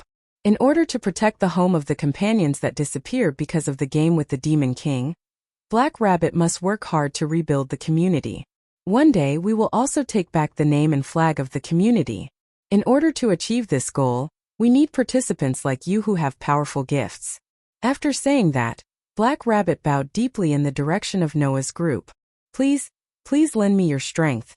Lend us your strength to our community. An indescribable silence suddenly filled the entire space. Noah's group could all see it clearly. Black Rabbit's delicate body was trembling slightly. This Rabbit, who was known as the aristocrat of the box court, was really putting her life on the line. If she couldn't let Noah's group join the community that she belonged to, then this community would really be finished. Otherwise, Black Rabbit wouldn't have spent so much effort to summon people from other worlds. It was because there was no hope of saving her community in the box court that Black Rabbit could only place its hopes on the people from other worlds. After all, who would be willing to join a community that only had children left? The stronghold was still in ruins, and didn't even have a name or flag. In this world that was mainly about games, if one wanted to participate in the game, they had to do it in the name of the community. This way, if a community without a flag and name wanted to participate in the game, it would be very difficult. In this world that was mainly about games, even participating in the game was so difficult. What was the difference between that and being driven to a dead end? Of course, no one would choose to join such a community.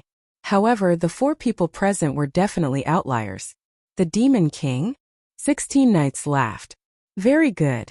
This is very interesting. 16 Knights' laughter instantly attracted everyone's attention. What? Zhou Feinyao looked at 16 Knights. Have you decided to join? If you didn't say it before, I would have chosen to join, right? Isn't it interesting to have a battle of wits with the Demon King? 16 Knights shrugged. However, since I already said that I would choose whatever that little brother over there chooses, then I won't take back my words. Era, then it's the same reason as me, right? Zhou Feinyao suddenly laughed. I won't take back what I said before. Same here. Haruai Hiroyuki still had a casual look. As long as he joins, then I will join. In other words, Noah still had the right to make the decision. Everyone's gaze once again gathered on Noah. Black Rabbit also slightly raised her head. A pair of eyes filled with anxiety, nervousness, and anticipation looked directly at Noah. Under everyone's gaze, Noah bitterly smiled. Noah looked at Black Rabbit with a trace of gentleness in his eyes. Do you want to protect your companion's home? Yes. Yes. Black Rabbit was startled at first, but then firmly nodded. Black Rabbit wants to protect this home for my companions. Looking at Black Rabbit's firm expression, Noah finally smiled. I understand. Noah nodded. I will join your community. Black Rabbit suddenly raised her head and looked at Noah with surprise. After confirming that Noah was not joking, she tightly pursed her lips, and a smile appeared on her beautiful face. That smile was exceptionally beautiful. Chapter 1260. Oh! Under the huge wall, Noah, 16 Knights, Drew and Asaka, and Haruai Hikari all looked up at the spectacular huge rock wall inside.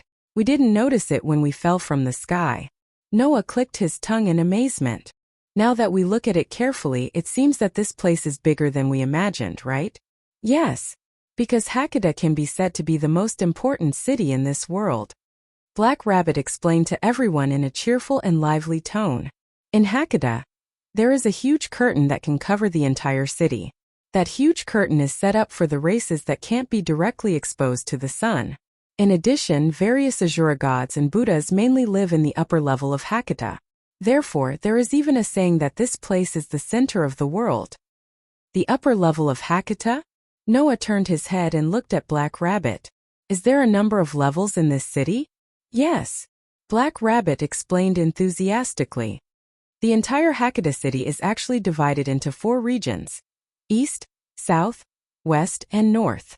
In addition to being divided into 4 regions, Hakata is also divided into 7 outer walls. We call it the boundary wall.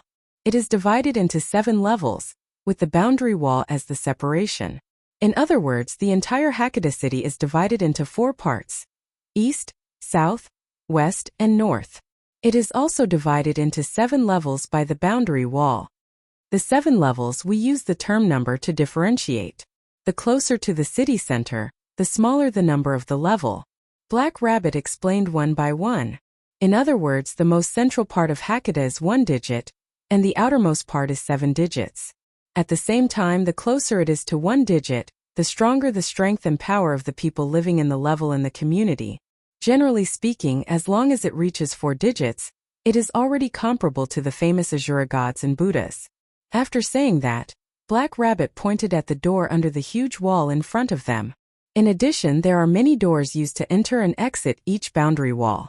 The door in front of us is the outer door of 2105380, which is also the area where our base is located. 2105380. 7 digits? 16 Knights shrugged. It is indeed the lowest level? Yes. Black Rabbit's cheerful and lively tone became somewhat diffident. No choice. In our community, other than Black Rabbit and the leader, the others don't have the ability to participate in the game of grace. Black Rabbit can't participate in the game as he wishes. There's nothing we can do about it. The members of the Moon Rabbit clan had the same authority as the organizer, which was also a special authority. When you two, who had the authority to judge, acted as the game's judge, neither side could violate the game's rules. Once the rules were violated, you two, as the judge, would be able to use her authority as the judge to determine the offender's defeat on the spot. As a member of the Moon Rabbit clan, the Black Rabbit clan was subject to several restrictions. 1. Starting from the day you become the judge of the game of grace, you are not allowed to participate in any game of grace for 15 days. 2. If you want to participate in the game of gifts, you must first obtain permission from the organizer. 3. You are not allowed to participate in games held outside of Hakata. Due to this reason, the Black Rabbit could not participate in the game of grace as he wished, and could only rely on his work as a judge as the only source of income in the community.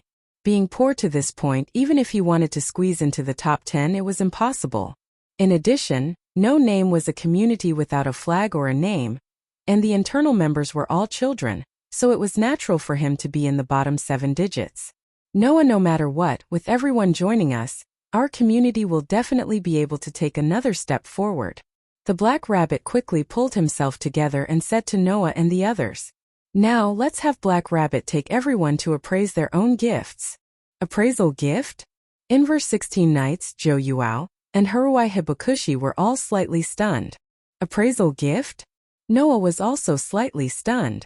Don't you want to know what kind of potential and ability your gifts have? The Black Rabbit blinked his eyes. You should know that the correct understanding of one's own strength is one of the most basic conditions for becoming stronger, right? Upon hearing this, in verse 16, Knights Zhou Yuao and Haruai Hibakushi looked at each other with a complicated expression on their faces. Obviously, for these 3 problem children, the powers they possess should have triggered various events that affected them greatly in various aspects, right? Therefore, even in verse 16, Knights had a complicated expression on his face. However, including in verse 16, Knights Zhou Yuao, Haruai Hibakushi, and the rest remained silent and did not say anything. Noah was the only one who more or less frowned. The so-called gifts referred to all kinds of special powers that were bestowed by the Asura gods, Buddhas, demons, elves, and even the stars themselves. There were various kinds of powers. Some of them were powers like magic that Noah often encountered in other worlds. Some of them were powers that existed in the form of objects like relics and god relics. In other words, as long as it was a mysterious power that normal humans could not possess, it could be called a gift.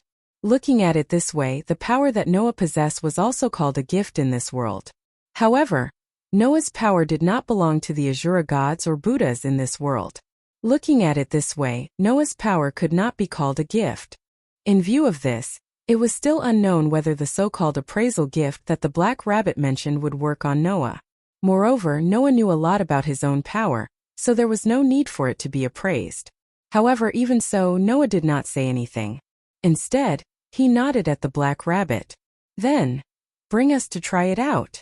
Yes, the Black Rabbit was like a tour guide and a real rabbit as it leaped forward. Then please follow the Black Rabbit. Therefore, under the Black Rabbit's lead, they walked into the city called Hakata. If one were to use an idiom to describe Hakata, even if it could not be called a paradise on earth, it could be described as beautiful scenery. The bustling city did not have the usual hustle and bustle that a normal human city would have. There was only a faint sense of tranquility and peace. The streets were paved with stone bricks. There was beautiful vegetation on both sides of the streets. The shops were close to each other, and there were all kinds of products on the shop fronts. The pedestrians came and went, giving off a lively vibe. Walking on such a street, Noah could see a square with a fountain and an open-air restaurant with good lighting from time to time. It was very attractive everywhere. We're heading to a branch of a community called Thousand Eyes. The Black Rabbit, who was walking in front of everyone, introduced it to Noah and the rest. It's a large-scale business community formed by members who have a special magic eye gift. Their power is spread all over the 4 districts of Hakata. They're very famous no matter if it's the upper or lower class. Is it a gift of the demon eye? Noah said thoughtfully. You plan to let a member of this community help us appraise the gift? Yes. The Black Rabbit smiled slightly, but for some reason that smile was a little dejected. Because the Black Rabbit has an acquaintance in Thousand Eyes, so I can ask her for help. Although she's a very troublesome person. Noah looked at the Black Rabbit in confusion. A very troublesome person? Yes. The Black Rabbit nodded heavily. A very, very troublesome person. However, just as this sentence fell, the next moment an accident happened. Yo-ho! Accompanied by such a cheer in front of them, a figure suddenly rushed over at an extremely fast speed. Like a cannonball, it heavily crashed into the Black Rabbit's abdomen. Dong! In the muffled sound, the Black Rabbit did not even have time to react. His entire body flew out from the impact and rolled into a ball with the attacking figure. Chapter 1261. The sudden movement made Noah, 16 Knights, Zhou Yufei Niao, and Heruai Buyao all stand up in shock. Noah and 16 Knights in particular were shocked. They turned their heads abruptly and looked behind them. There, the Black Rabbit that was suddenly sent flying was sitting on the ground, holding its head while moaning. So painful. And in the Black Rabbit's arms there was a little girl. She didn't even look as young as Aster, only about 10 years old, very young and delicate, but had a head of very eye-catching snow-white hair, wearing a kimono. This little girl was tightly hugging the Black Rabbit, burying her entire face in the Black Rabbit's great chest, rubbing it with an intoxicated expression. Sure enough, it's the Black Rabbit. This feeling is too great. Too great. That appearance was simply like an idiot. At this time the Black Rabbit felt something strange in front of its chest, lowering its head, looking at the little girl rubbing its chest back and forth like an idiot. It couldn't help but be surprised. Lord Byakuya? Why are you here? Of course it's because I feel that the Black Rabbit is about to come. The little girl called Byakuya let out a strange laugh, her face still rubbing against the Black Rabbit's chest. So I came to rub off the delicious rabbit. This feeling really makes people speechless. Please let go of me. The Black Rabbit's face immediately turned red, grabbing Byakuya's shoulder and using all its strength to push it out. However, that petite girl continued to rub against the Black Rabbit's great chest. The intoxicated expression on her face could be seen by anyone. What? Zhou Yufei Niao was somewhat confused. What is this situation? Heruai Buyao also tilted his head, raising the cat in his arms in front of him and asked, Are all the people in Hakata so strange? Meow. The 3-haired cat in front of Heruai Buyao let out a lazy cry. Is that so? Heruai Hiroyuki nodded as if he understood the meaning of this lazy call. As for Noah and 16 Knights, They stared at White Yaksha, who was rubbing against Black Rabbit's chest. Their eyes flickered with a terrifying look. "Hey, little brother." The corner of 16 Knights' mouth rose slightly. "Did you notice that kimono lowly approaching just now?" "No." Noah narrowed his eyes. "Although it's unbelievable, I really didn't notice anything." That's right. He didn't notice it. Until White Yaksha sent Black Rabbit flying, Noah, who possessed superb senses, did not sense any trace of White Yaksha's aura, nor did he discover White Yaksha's approach. This was inconceivable. Although Noah was often approached by people around him without him noticing, it was because there was no hostility, malice, or killing intent. Moreover, the aura of the person approaching him was very familiar. In the face of an unfamiliar aura, even if the other party did not have hostility, killing intent, or malice, it should be impossible for him to not notice it. After all, Black Rabbit was beside Noah and was less than a meter away from Noah. As a result, under such circumstances, until White Yaksha made a sound and sent Black Rabbit flying, Noah was not able to notice the other party's approach. What did this mean? It meant that if White Yaksha's action just now was not to throw herself into his arms but to assassinate him, Noah would not notice anything until Black Rabbit died. Of course, when an individual with hostility, malice, and killing intent approached, Noah's senses would be sharpened by several levels. It should not be to this extent, but even so it was shocking enough. This should be the second time I've encountered such a situation besides Orpheus, right? Noah stared at White Yaksha, who kept rubbing against Black Rabbit's chest. That girl, what is her background? Although he said that, Noah had a different feeling about the girl named White Yaksha. That kind of feeling was called intimacy. Stroking his chest and feeling the emotion called intimacy, Noah's eyes flickered, and then he smiled. As expected of a world where all kinds of Asura gods and Buddhas roam freely, the smell of incense filled the entire space. In a standard kimono room, White Yaksha, who was wearing a kimono, sat down on the seat of honor. She held a paper fan in her hand and fanned herself while casting her gaze across. There, Noah, 16 Knights Reversal, Joyu Asuka, Haruhito Hikari, and Black Rabbit sat down. Black Rabbit, Joyu Asuka, and Haruhito Hikari were all sitting in standard positions. Noah and 16 Knights Reversal sat there casually and met White Yaksha's gaze. "You are the new companions that Black Rabbit found, right?" White Yaksha's tender face had a smile that was either mischievous or malicious. "Let me introduce myself. I am a member of the Thousand Eyes who established a base in the 3345 Outer Sect, White Yaksha. So don't look at me like this. I am a big shot with a base in the 4 digits. 4 digits. 16 Knights Reversal, Joyu Asuka, and Haruhito Hikari's group all looked at White Yaksha. Their eyes showed some signs of fighting spirit. Noah looked at White Yaksha with a calm expression, but he was muttering in his heart. 4 digits. Is it only 4 digits that I can't detect? Although Black Rabbit said that 4 digits was the level of most famous Asura gods and Buddhas, Noah's guess of White Yaksha's level was higher. In other words, Noah didn't think that ordinary Asura gods and Buddhas could get close to him without him noticing. Or is it that the gods in this world are much stronger than the gods I knew before? This wasn't impossible. However, what Noah cared more about was why he had an unusual sense of closeness to White Yaksha. At this time, White Yaksha also turned his attention to Noah. He looked at Noah, tilted his head, and was a little puzzled. "Kid over there, you seem to be a little special?" With one sentence, everyone's attention was drawn to Noah. Noah was slightly startled. He looked at White Yaksha with some uncertainty. After hesitating for a moment, he asked, "Why do you say that?" "If I knew, I wouldn't talk to you in such an uncertain way," White Yaksha said in a somewhat mature tone. "However, you're right. If I have to say why I said that, it's because of my feelings, right?" Feelings? Could it be that White Yaksha was the same as Noah and would have an unusual sense of closeness to Noah? "Hey kid." White Yaksha seemed to care a little and waved at Noah. "Come here and let me have a good look." Noah scratched his cheek, then helplessly spread out his hands. He got up, went forward and sat down in front of White Yaksha. White Yaksha suddenly had a thoughtful expression. He first looked at Noah, then reached out his hand and pressed it on Noah's chest. At this moment, a strange phenomenon happened. With Noah as the center, A dazzling light burst out from Noah's body like a flame. Black Rabbit, 16 Nights Reversal, Joyu Asuka, and Kasuga Hikari were all shocked.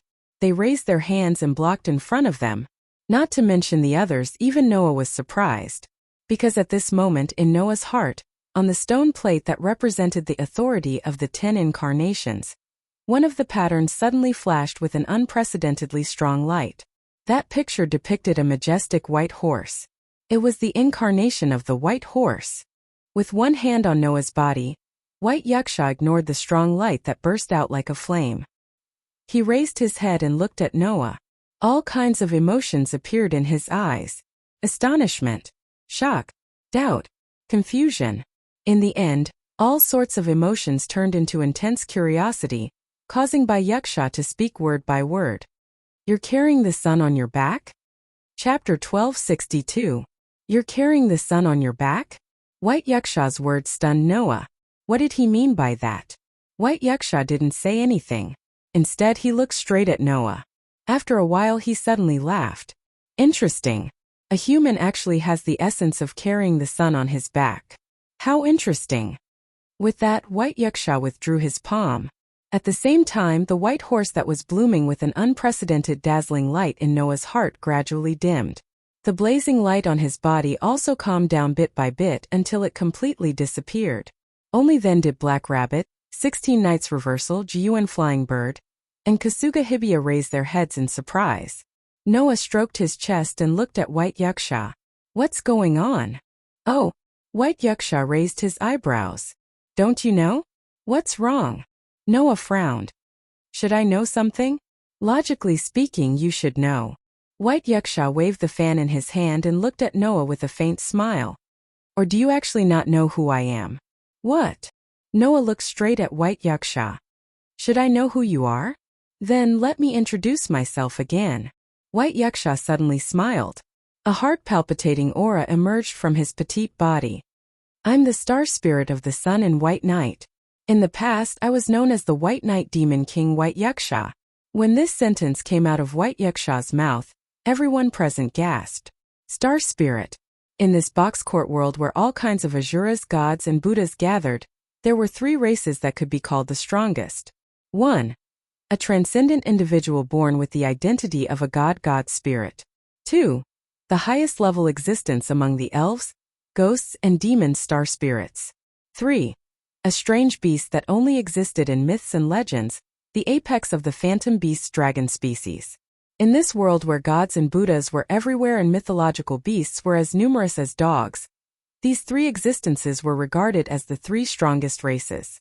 If these 3 races were to be ranked, the star spirits would be at the top of the 3 races. It was a type of main sprite that existed on stars and above. Fairies, ghosts, demons, and other concepts of the highest level of existence. Black Rabbit had said that the so-called gifts referred to the special powers bestowed by various Asuras, Buddhas, elves, demons, and stars. The stars referred to the star spirits. In other words, White Yaksha was an existence that could bestow power to others, allowing ordinary humans to obtain the power known as bestowment and become extraordinary individuals. Furthermore, White Yaksha was not an ordinary star spirit, but the sun's star spirit. In other words, it was not an exaggeration to treat White Yaksha as the sun itself. In addition, the so-called Yaksha referred to the gods of water and earth, the ghost god known as the evil god. White Yaksha was the star spirit of the strongest species, and at the same time it was also a god.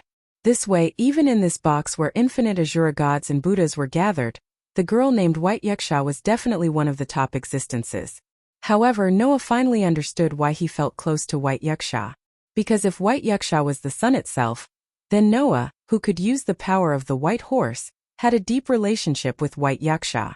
Noah's white horse was the authority that he had seized from the invincible war god named Welslana. As the guardian of the sun's incarnation that could transform into 10 different incarnations, Welslana's mythical ring was that he could transform into a white horse and be responsible for transporting the sun, making the sun follow the trajectory of rising from the east and setting in the west.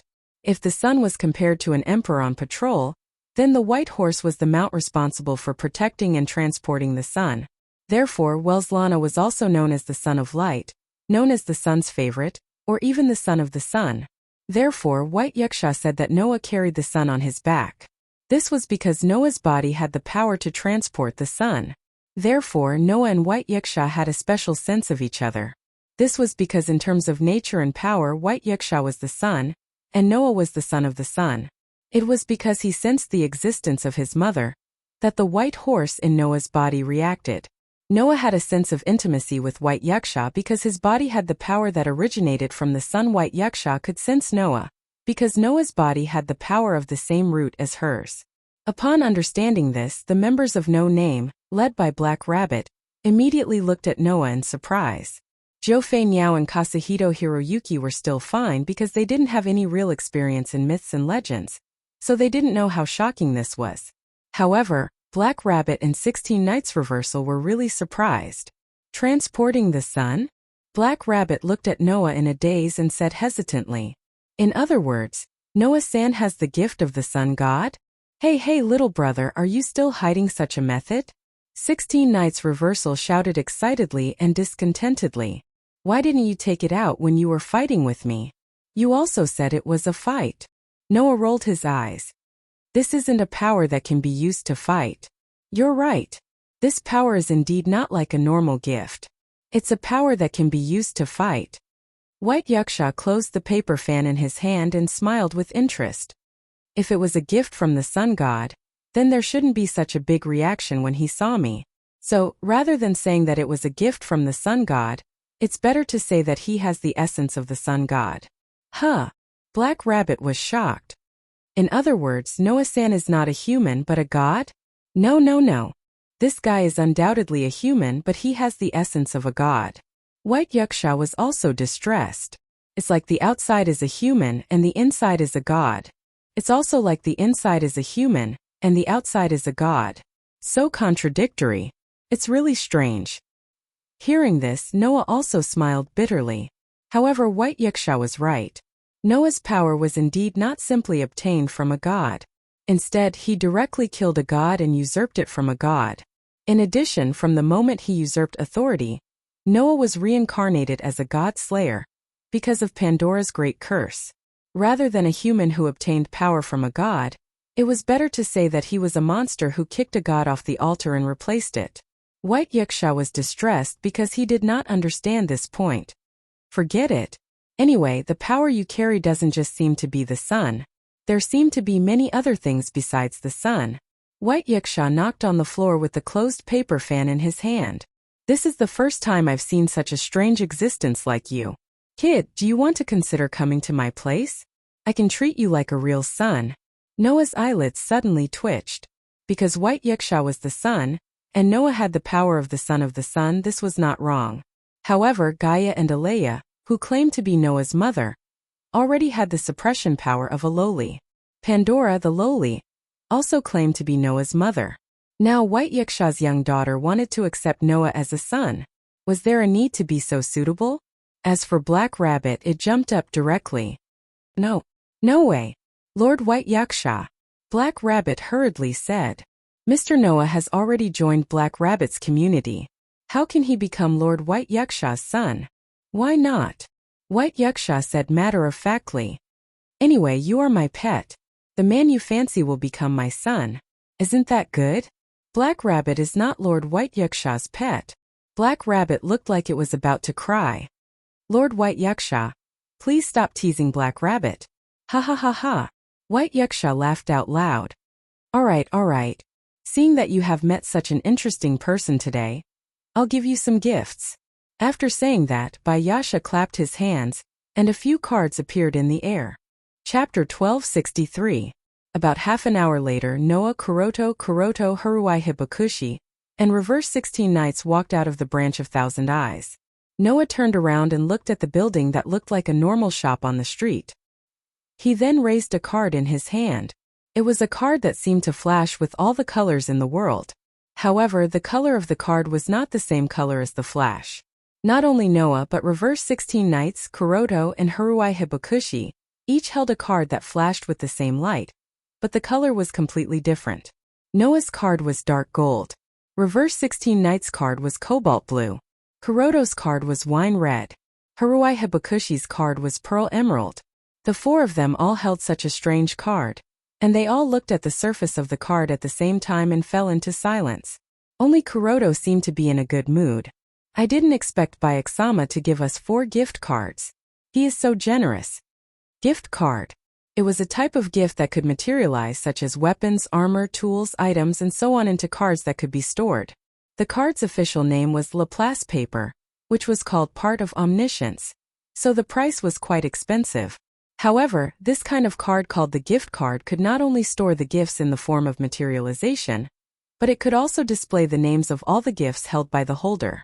In other words, with this gift card, the true face of Noah's group's gift would be revealed. These 4 extremely expensive cards had been casually given away by White Yakusha.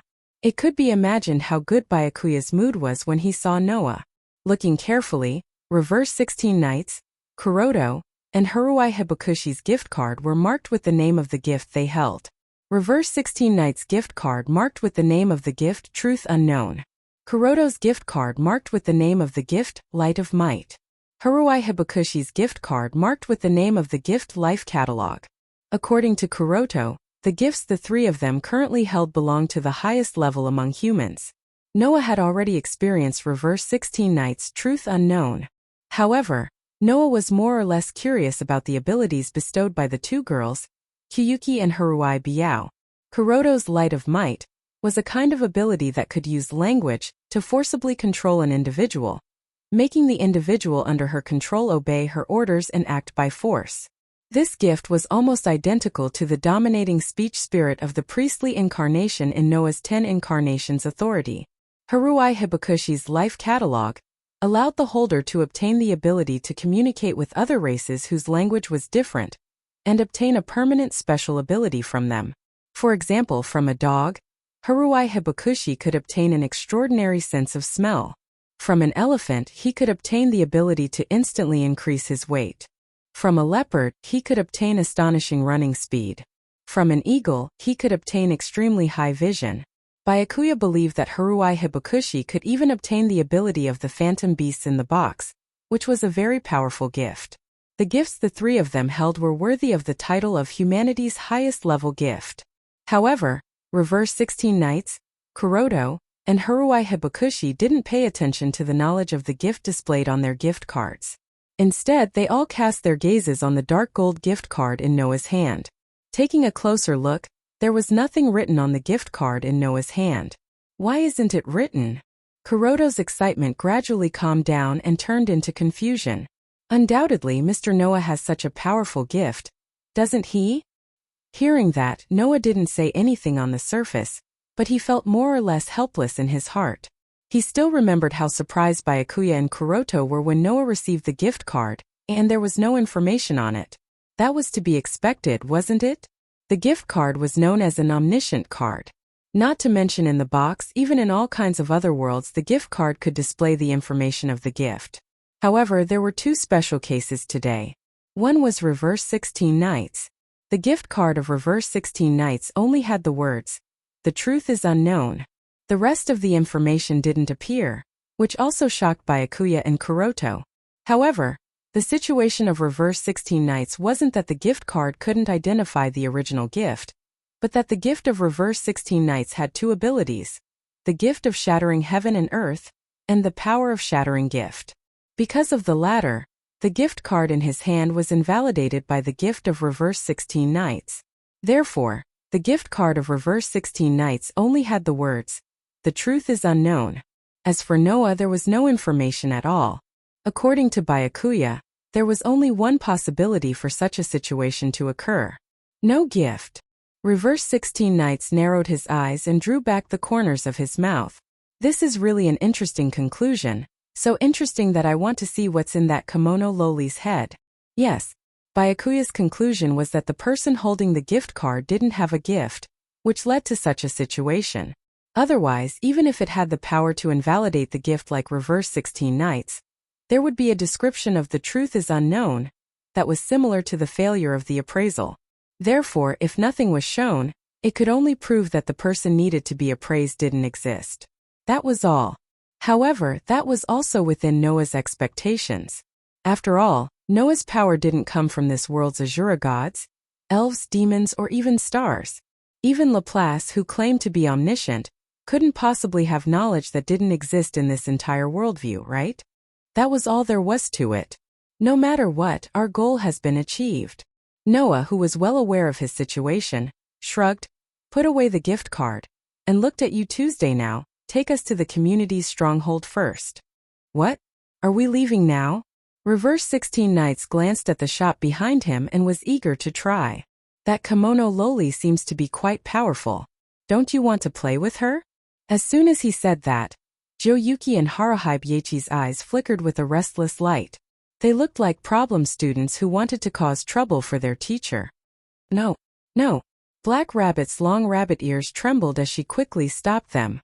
Lord White Yaksha is a deity of the stars. Although her stronghold is only in the 4 digits, she is the ruler of the entire East District.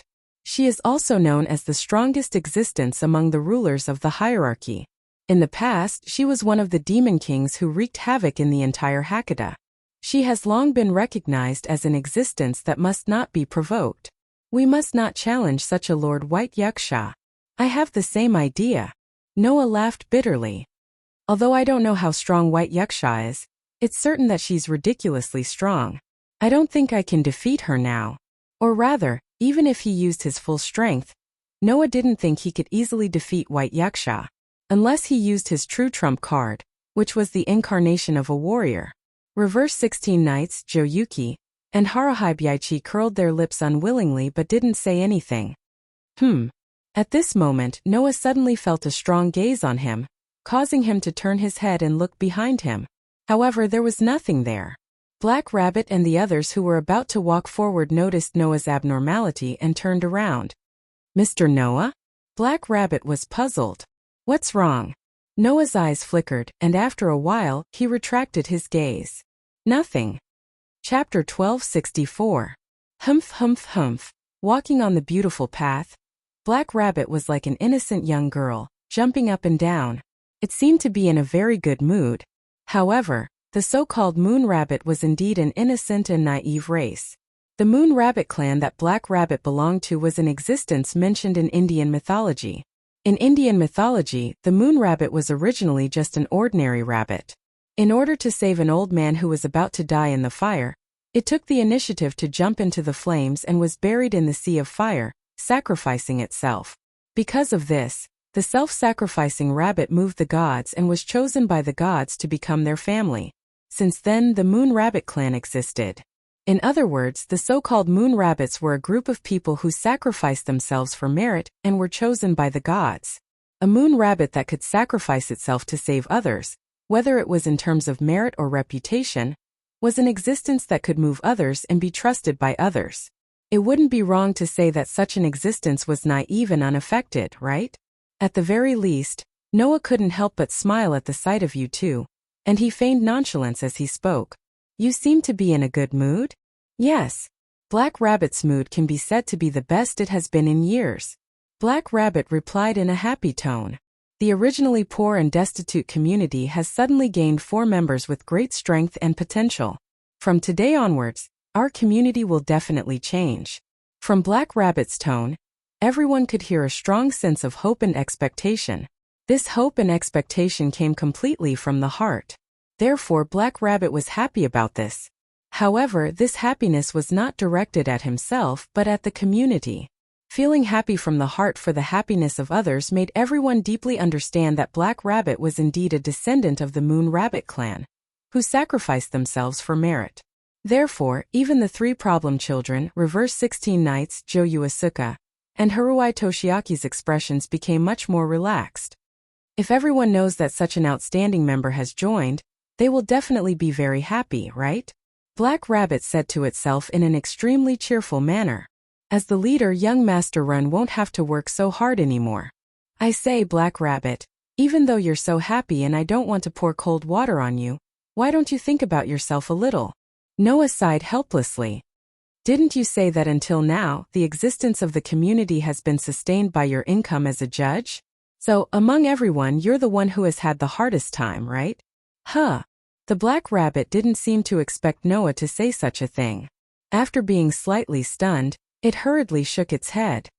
No, Black Rabbit isn't having it that hard. Originally, as a member of the Moon Rabbit clan who has the authority to judge, Black Rabbit's duty is to be the judge of various games of bestowment. Compared to others, young Master Ran and everyone in the community are the ones who have it really tough. Is that so? Jiuan Feinyao gaze landed on Black Rabbit. His words were both provocative and rebuttal as he spoke majestically. If that's the case, then there's no need for you to desperately beg us to join the community, right? Isn't that proof that you've been working hard for the community? That's what I think too. Haruai Buyao looked around as if he was admiring the beautiful scenery around him. However, he interrupted at the perfect moment. It's not good to be too humble. You haven't considered yourself at all, have you? 16 Knights reversal was even more blunt. Although this is also a virtue, it'll make people feel disgusted if you go overboard. That'll make people very unhappy, you know? Black Rabbit's rabbit ears drooped as if it was a little dejected. Why am I suddenly being lectured? I just want you to think about yourself a little. Noah shrugged. Just like everyone said, dedication is a virtue. However, if you blindly contribute without receiving anything in return, then as your companion, you will indeed feel a little unhappy. The main thing is that we can't accept it, right? 16 Knights reversal, Jiuan Feinyao, and Haruai Buyao nodded in agreement. Everyone here, including Noah, was in existence with high self-esteem. It wasn't impossible to accept help from others. However, if you blindly let others help you, then it would only show your own powerlessness and incompetence. Without a doubt, this was something Noah and the others absolutely couldn't accept.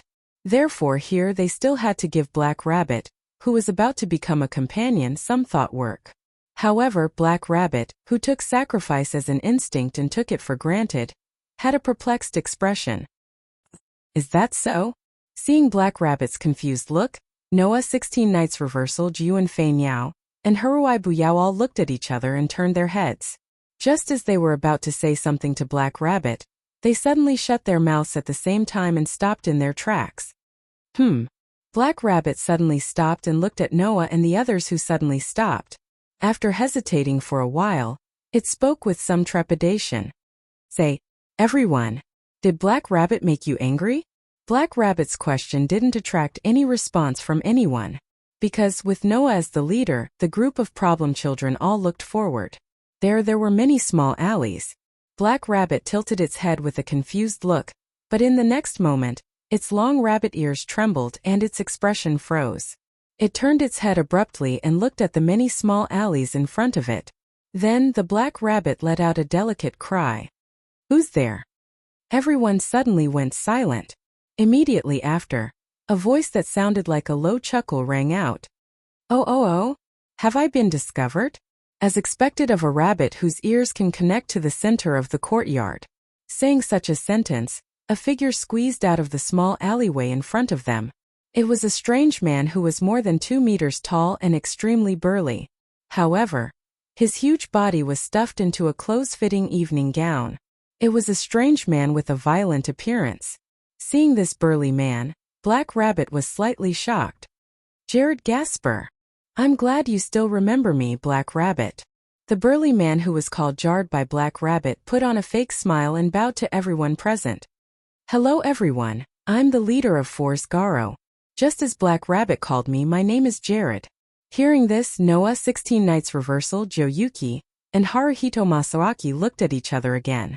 Then they all looked at Black Rabbit with eyes full of questions. Receiving the group's gaze, Black Rabbit explained softly. In the upper levels of the box court, there is a community led by the Demon King called the 666 Beasts. Gilder's Force Garo is under the command of the 666 Beasts. In the vicinity of this 210-5380 outer gate, they have control over all the medium-sized communities that can move around. They are quite a powerful force. Black Rabbit's explanation made everyone's eyes change. Other than Noah, 16 Knights reversal, Joyuki, and Haruhito Masaaki all looked at Jared with restless eyes. I see. 16 Knights reversal smiled happily. A community under the command of the Demon King?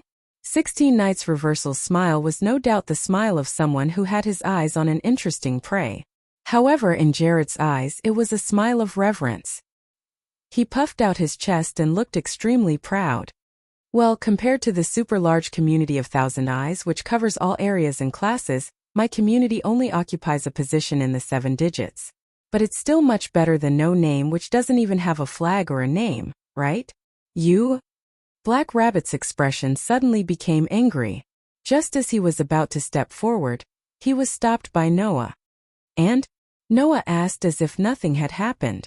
A big shot from the outer gate of 210-5380 came looking for us. No name, which doesn't even have a flag or a name. What do you want from us? I'm here to invite you, Jared said directly.